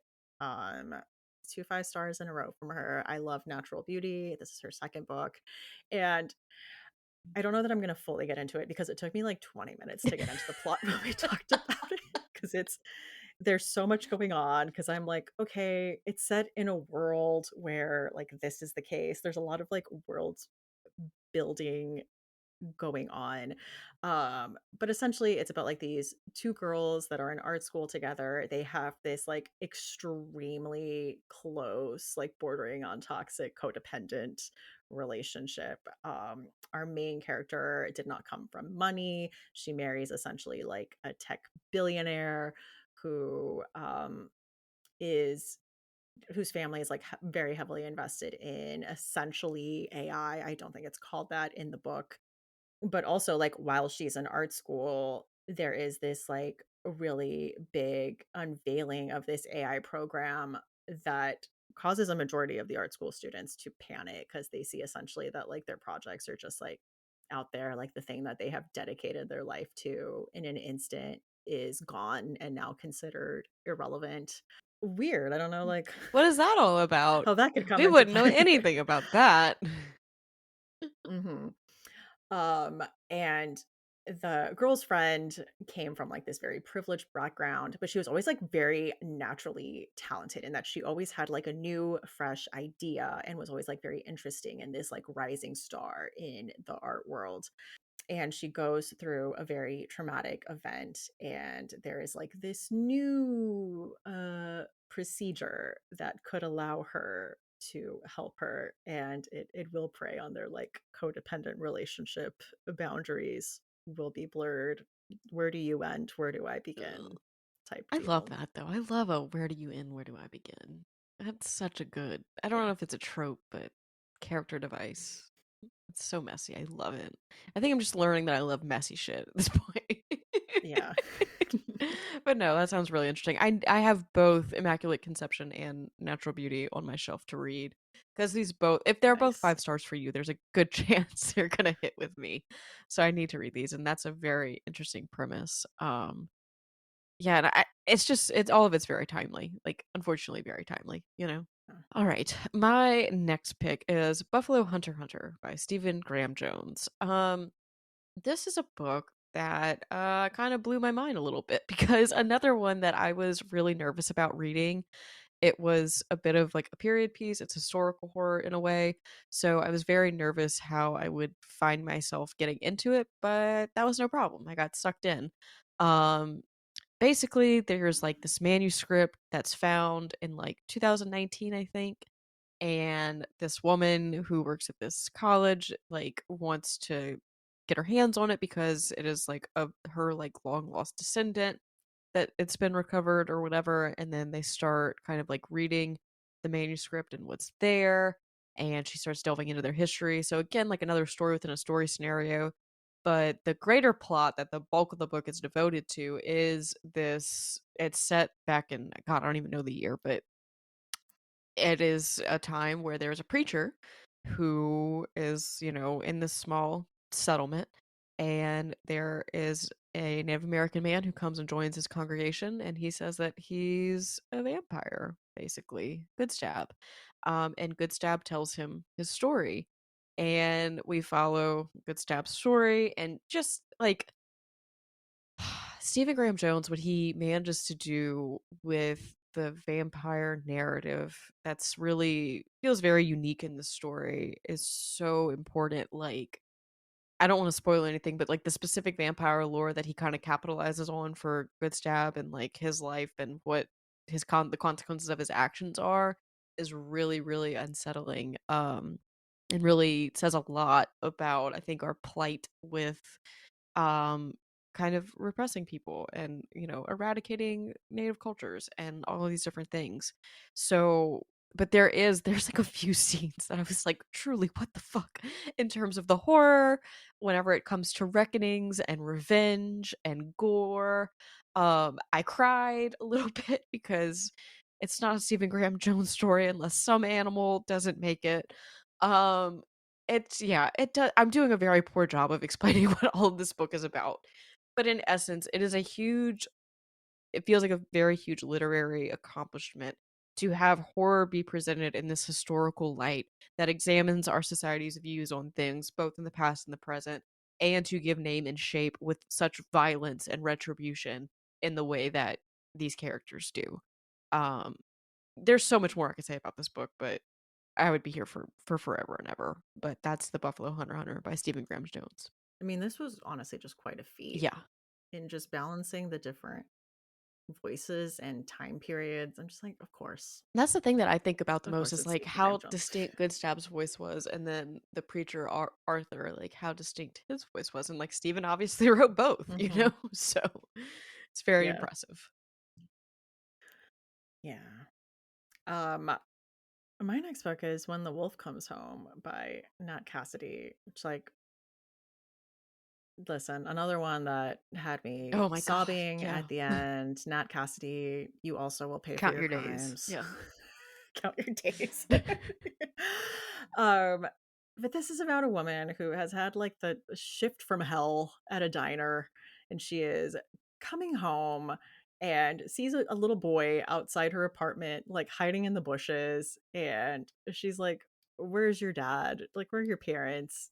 We find his dad. Okay. Unfortunately. It's a bloody encounter. Now they are on the run. So this woman, again, who just got off work, is running away with this unknown, like 5-year-old boy in tow. And for some reason, crazy things, just inexplicable things start to happen and follow them. And I think the thing about this is that it is this high octane action story where things are constantly happening. Like the FBI is after them. Like it becomes this whole giant thing. But it is also this deeply moving personal story that will have you crying. Um, I would say like fatherhood and, you know, overcoming like fear and anxiety are huge themes, and I connected to all of them. I mean, I knew I was in when the front page was called like all dads are motherfuckers. That's what the first section is called. And I was like, you know what? That is how they get the Yeah. gig. So here we are. Wait, I don't think it's been put like that to me before. I'm sorry, that took me out. That was so good. Um That is how they get the gig. Okay. Whew, okay. No, I I really love this book too. And like you kind of mentioned this at the top of the premise, but like there is nothing worse than like it's encountering something you don't want to deal with after a really shitty day at work, and this is like this times 1000. Like it is God, it's just one thing after another after another. But it's entertaining on that surface level of like if you're just looking for a very wild horror story, Nat gives that to you. But if you want a book that's in conversation with fear itself and what it means to be afraid and like where you go after you're afraid, then he also gives you that too. Like this book just operates on so many levels. It's so fucking good. My next pick is Of Flesh and Blood by N.L. Lavin and Hunter Burke. I have to shout this book out because one, I do genuinely love it. Like I know I am a little biased because these guys, they are from where I'm from essentially or near where I'm from. But this book like sincerely is my bread and butter, okay? Essentially, you have like this forensic psychiatrist who finds himself in way too deep on this like case study of one of his distant relatives who went down for like all of these serial crimes. And so we kind of get like the book is told in like this alternating exposition of like the personal toll that this like is taking on our main character as he's unpacking how he may or may not be related to all these crimes, and then like all of like the newspaper articles, the interviews, the transcripts, the retellings of like what happened in the past to like lead up to this moment. So it's this big convergence of like past and present that's coming up to reckon with one another.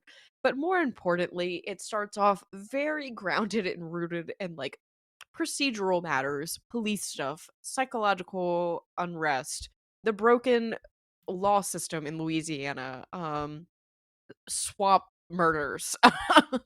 And then it just descends into utter chaos, and I fucking loved it.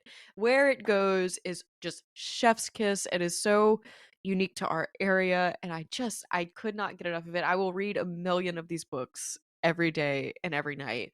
I feel like it did get kind of pushed out a little bit more as a thriller than it is horror, and I do think it starts out that way, but this book goes full horror, full tilt by the end, and I am just a huge fan of it. I've been talking about it all year. I think both Hunter and NL are like fabulous people, super nice guys, and I need to read more from them like now. It needs to happen. So that is A Flesh and Blood by NL Lavin and Hunter Burke.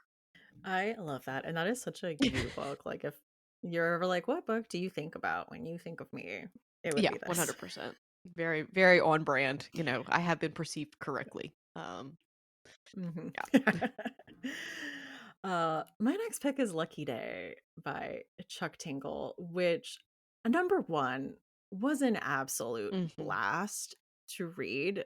I think in a way that I was like, I can't believe we're going here. I can't believe this is happening. And I mean, that is like part of the premise of the book is like unpredictable events start happening.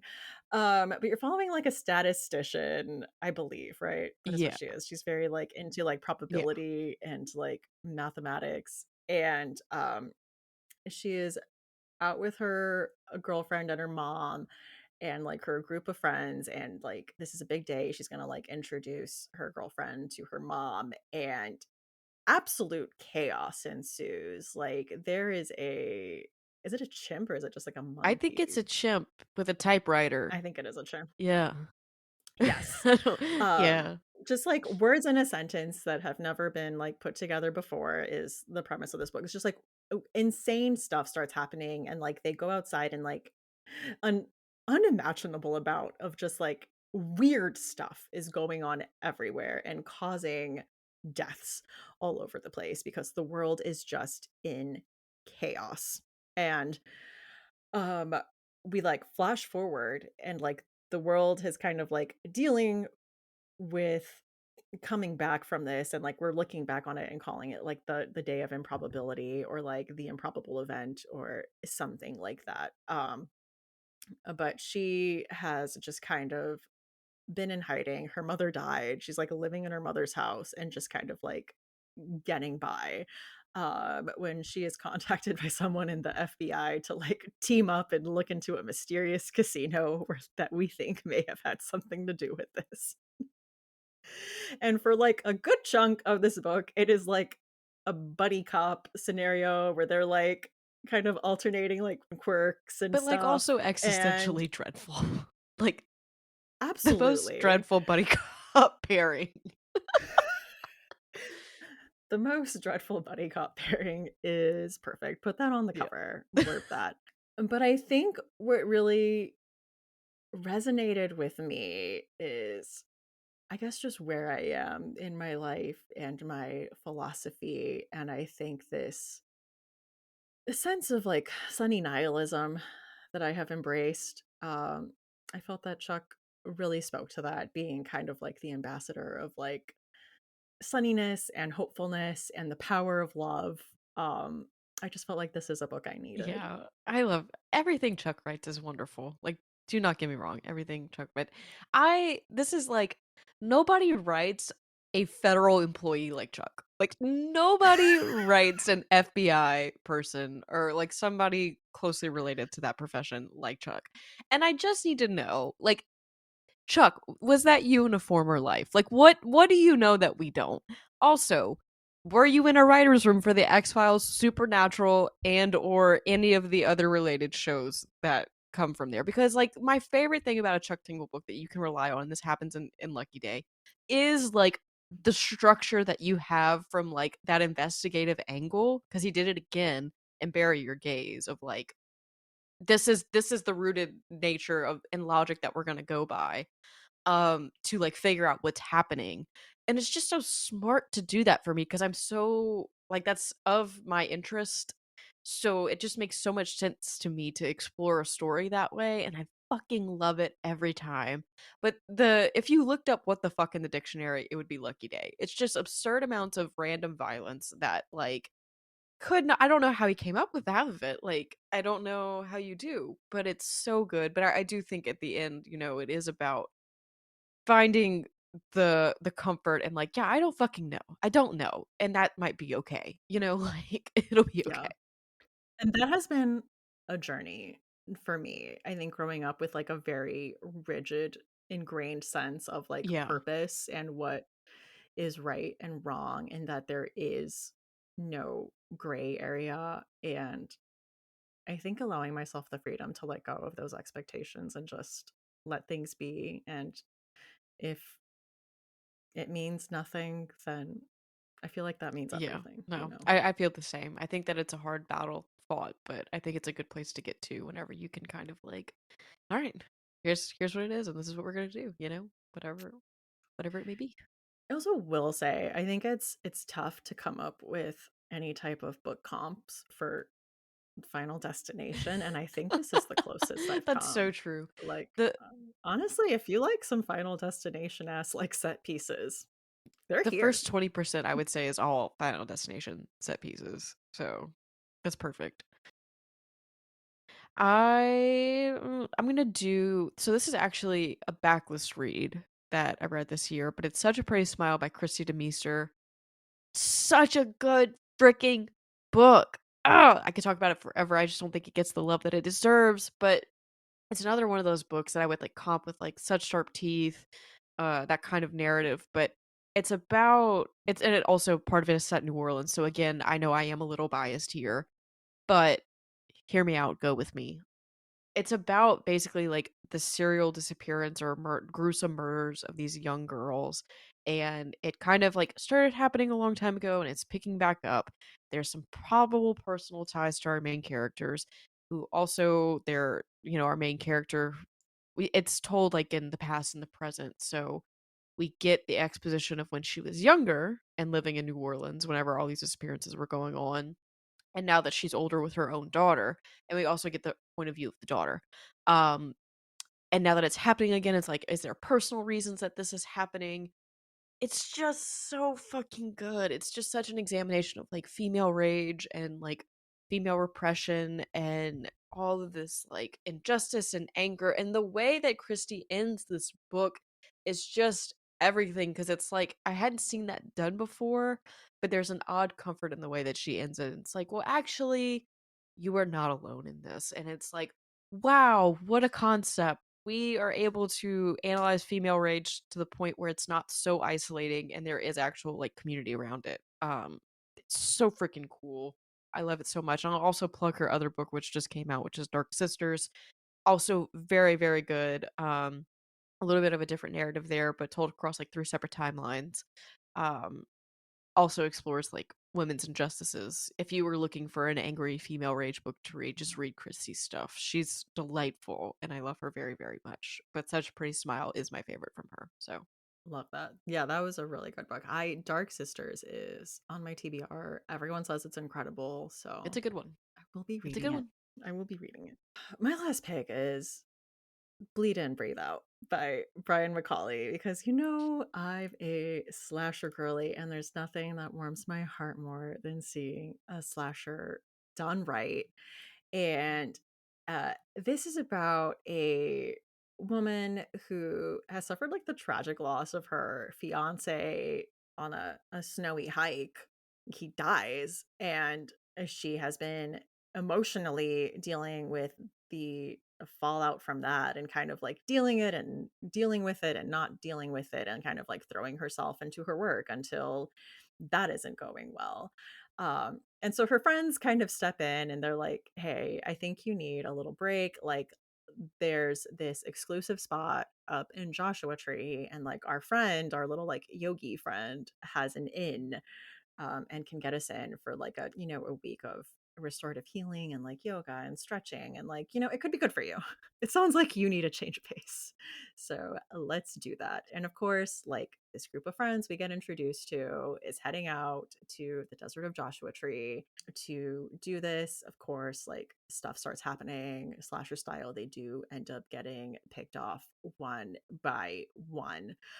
But I love the way that we are looking into the wellness industry, and the way that it's been co-opted by capitalism, and the way it has, I was going to say, taken things that don't really belong to it and mashed them together and just kind of like extracted things from here and there. I like that in the big picture sense of things. But what I love is that I can sense the glee that Brian feels when he is writing a kill scene. Like, it is That's coming through. true. I'm like, this man was smiling at his computer writing this. That's Okay. so true. That's so true. And they're so just like expertly crafted.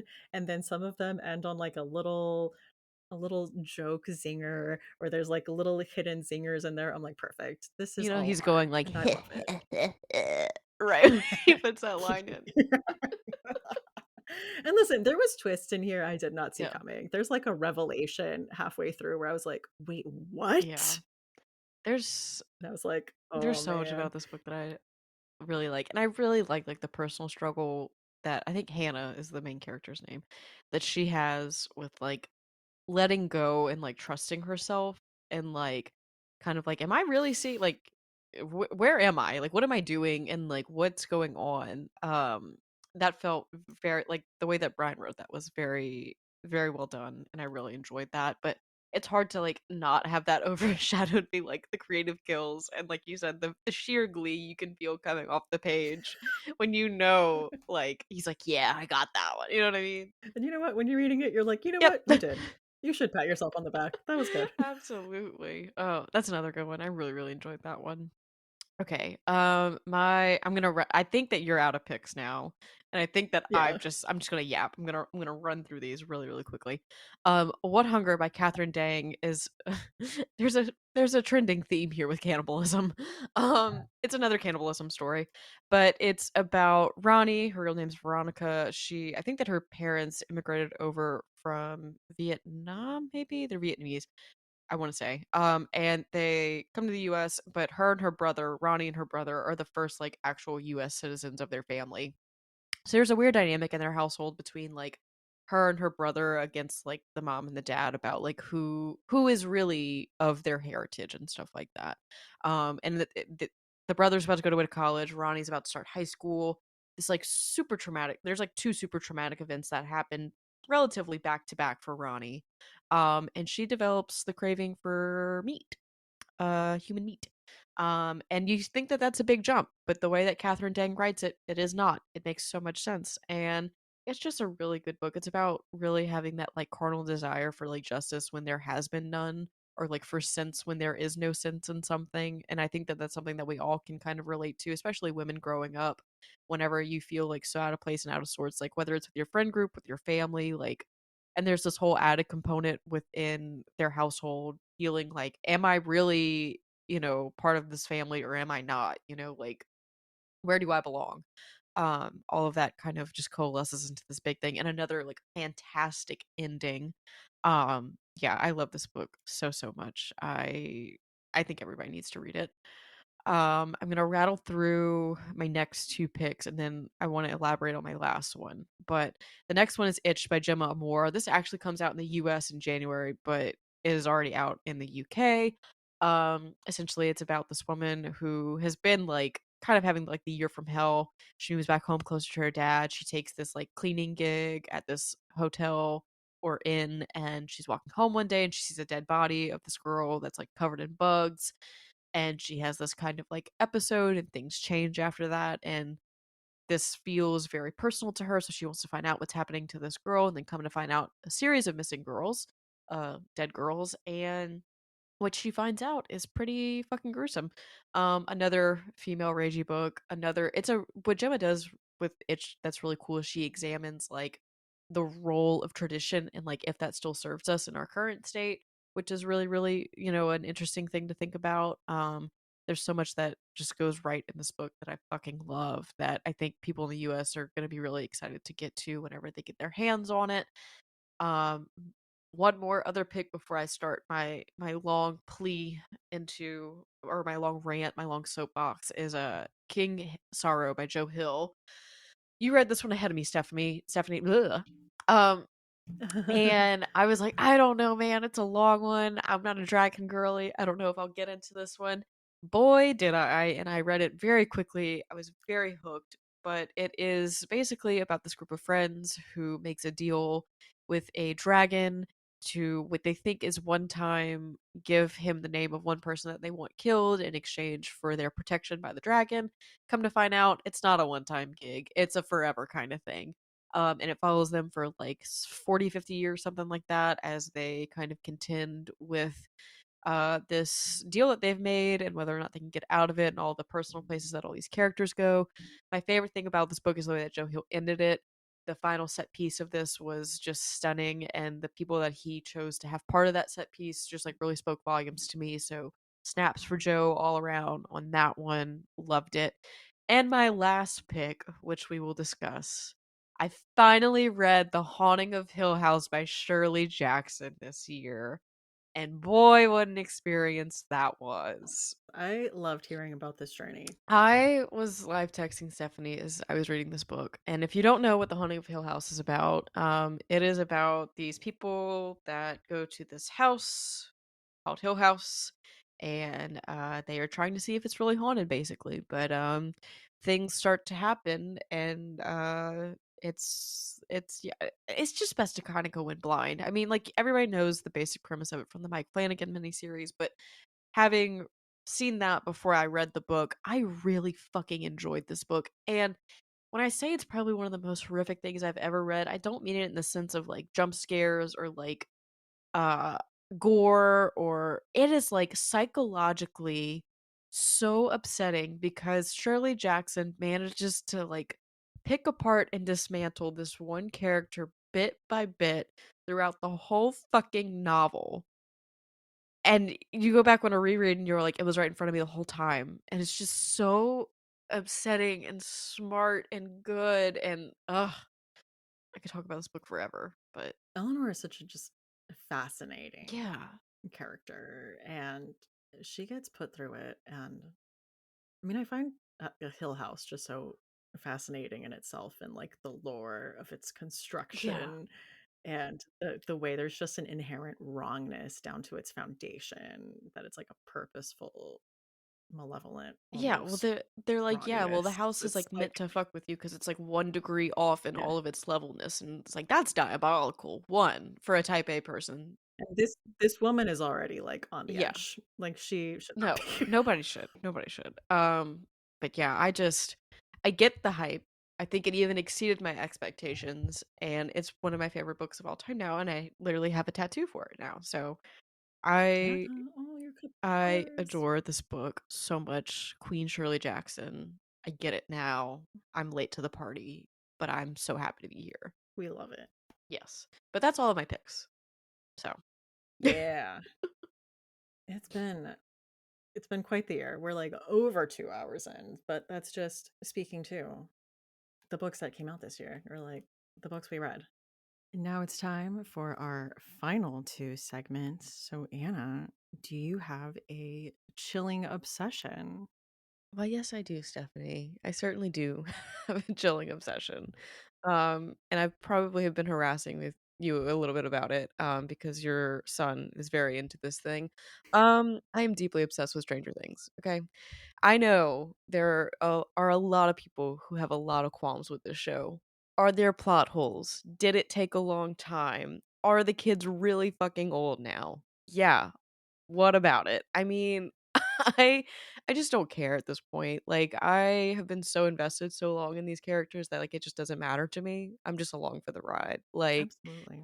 I hear the criticism. I think the criticism is valid, a lot of it, especially when it comes to, like, how long it feels sometimes or how bloated it feels.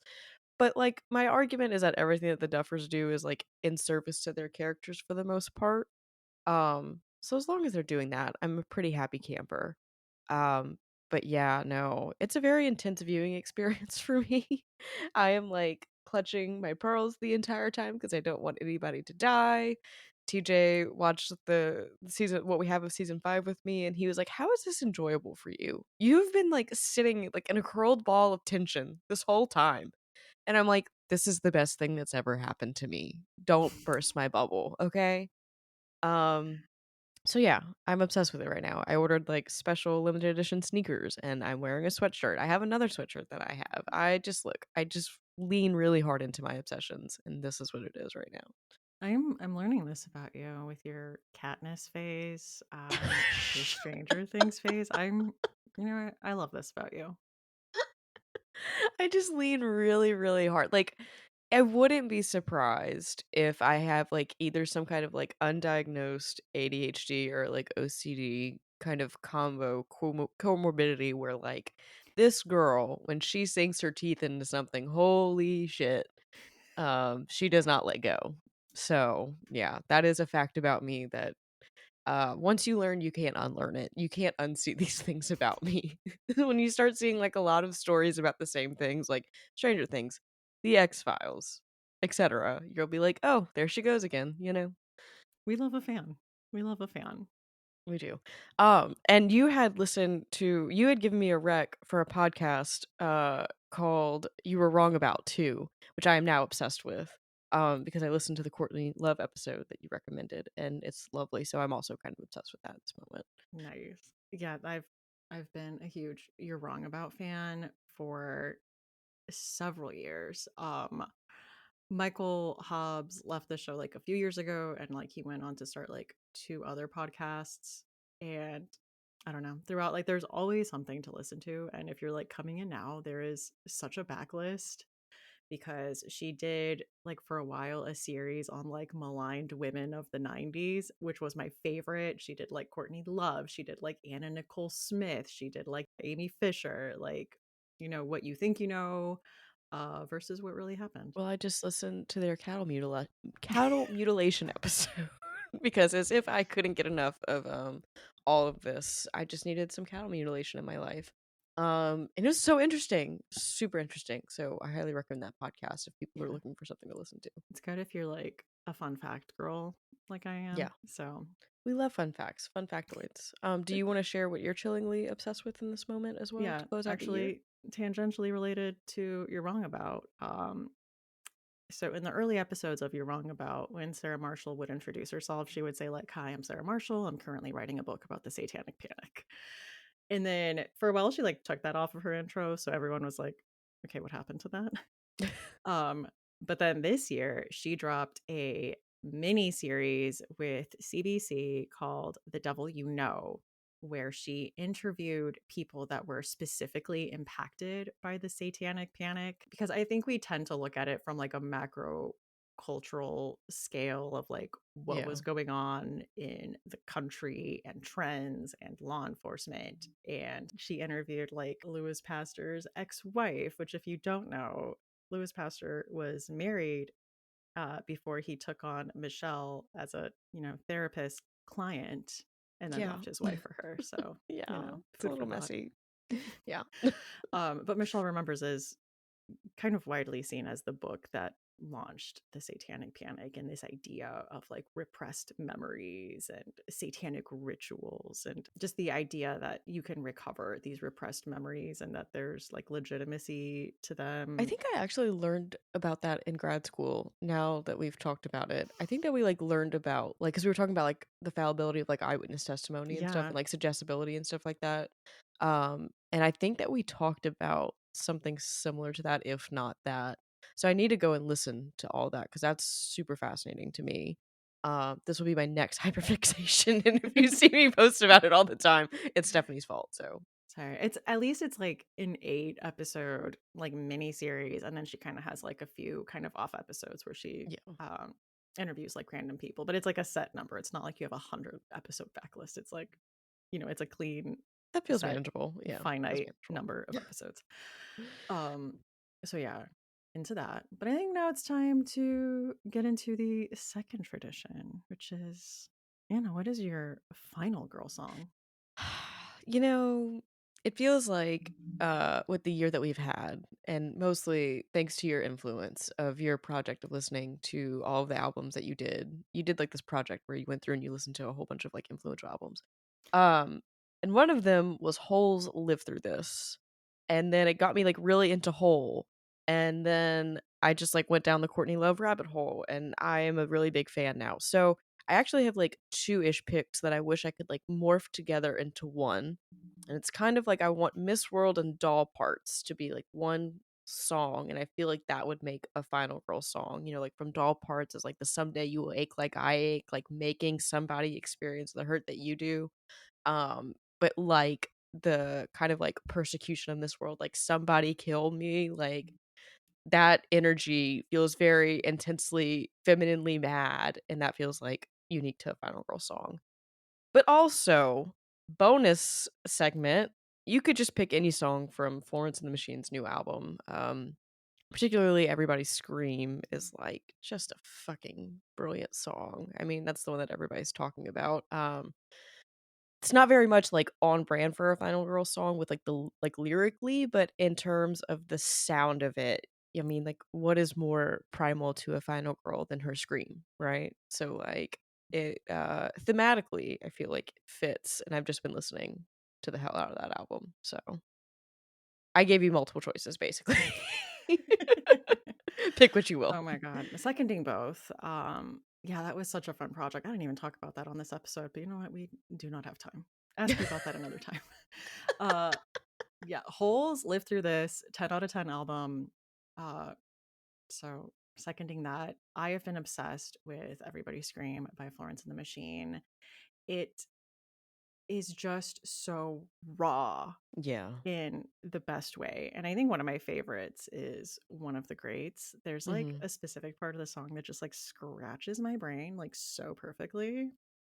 And it's when she says, "But I've really done it this time. This one is all mine. I'll be up there with the man and the 10 other women and the 100 greatest records of all time. And it must be nice to be a man and make boring music just because you can."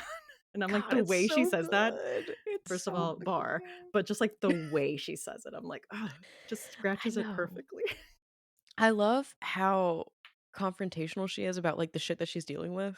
She's never one to hide away with whatever she's dealing with, right? But, like, there's so much style and finesse to what she does that it's like, oh my god, it's just so fucking good, and she just, like, is so captivating, like, both visually, like, with her music, like, to see her perform, and then, like, obviously, when you listen to her, it's god, she just feels, like, so magical, like, truly feels magical. Absolutely. Ugh. And I do love when she gets confrontational about like what people are saying about rock and the state of things and how there's a void. Because in like Dance Fever, even she had a lyric Mhm. where she's like, "And you say that rock and roll is dead, but is that just because it has not been resurrected in your image?" I'm like, damn. Yeah. Say Ah. less, actually. We'll just give the whole mic to you and let you run things now, Florence, please, for the love of God.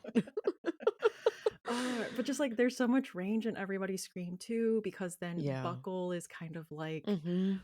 a a pining like I miss you post It breakup song that's is. heartbreaking. It's like a but it's so, like, it's, like, melancholic, I guess, and, like, in a subtle, lower rhythmic way, like, I feel like Everybody's Scream is very, like, high intensity, and Buckle doesn't sound that way, but when you listen to the lyrics, you're, like, punched in the chest, you know? Yeah, Like, it has that intensity. It just doesn't hit you over the head with it the same way, and so I just think her duality with that is so fucking cool. absolutely. Ugh.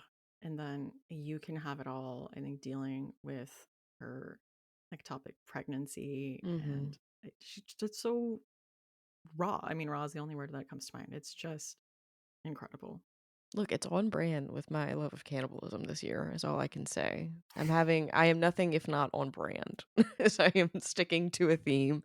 and you Perfect. all are perceiving this about me now. So Hmm. act accordingly. Perfect. We love it. Um, well, those are great. My song, Yeah, I want to hear yours.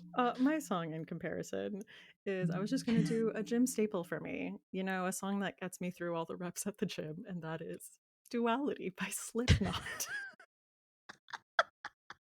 Vibe wise, Fucking love that for you. a little different, but I mean, literally, the song is about like being in pain and like working through it. Literally, the inspiration for the song was like the migraines that the lead singer would deal with. Because it's like, he's like, I push my fingers into my eyes to like alleviate this pain. Oh, But yeah. Well, it's about like bearing down and kind of accepting all these parts of yourself to be whole. So in my movie, it's like a final girl who's kind of been like denying a certain aspect of herself, and she picks up some type of implement related to that to use it to fight. and you also add another increment of weights on the weight machine at the same time. I love it. I do love a good song that gets me fired up. Like I do love a good invigorating song, and if Slipknot is the answer to that, then so be it, man. Like Florence had a few years ago for her last album, she had a song that like when I would run, I was like, this is a good running song, and I can't remember what it is now. I'm gonna blank out on it, but I get it. I get the feeling of being like, yeah, I can do it. If You he know can what? solve his migraine problems, I can lift this weight. Okay, but yeah, imagine a fight scene to just like an increasing, like, all I've got is insane. And it's just like getting louder and crazier. I'm like, I think that you should take up metal music, Stephanie, is what I think you should do. That was really good. yeah. That was really good. Well, everyone, that concludes our best of 2025 episode. Anna, where can the people find you on the interwebs? Oh God, I'm everywhere. It's harder. You're like, where am I not, Yeah, honestly? I was gonna say it's harder to stay away from me, I think, than it is to like seek me out. I am on Instagram as Anna Rose Reads with like Anna.Rose_Reads. I think everywhere else I'm Anna Rose Reads with just underscores. I wanted to keep using the period, but somebody else took that handle somewhere along the line. So I'm on Blue Sky. I am on Threads. I am still on Twitter/X for my sports gossip, which has been beneficial this week. We have talked about it.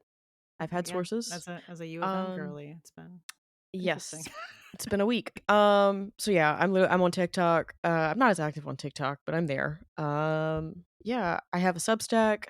That's my podcast is everywhere. Anna Rose Reads the podcast where I do my author interviews. That's on Spotify, Apple Podcasts, YouTube. Yeah, again, harder to stay away from me, I think, than to find me, honestly. So Like you're like a vampire. Like once we invite you in, you're just you cannot get rid of me, no. actually. Good luck. That is a challenge. Well, thank you again. No, thank you for having me. Like literally when I get to chat, one, like getting to chat about all this is great, but like also with you. We have very Yeah. similar tastes. So it's always a really fun time.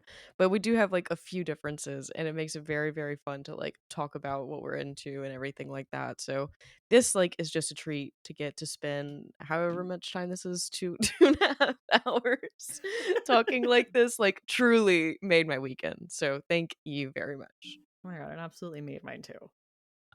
That's so sweet. Books in the Freezer is a bi weekly podcast. We post episodes every other Tuesday. You can find us on Instagram, Threads, Blue Sky, and TikTok at Books in the Freezer, or send us an email at booksinthefreezer@gmail.com. Show notes for this episode can be found at booksinthefreezer.com or in the episode description for this episode, where I have listed all of the books mentioned with links to my bookshop.org shop, where you can support not only this podcast, but also an independent bookstore. I have been your host, Stephanie Gagne. Thank you so much for spending 2025 with me, and I am looking forward to seeing you all again in 2026. So thank you again for listening, and see you next time on Books in the Freezer.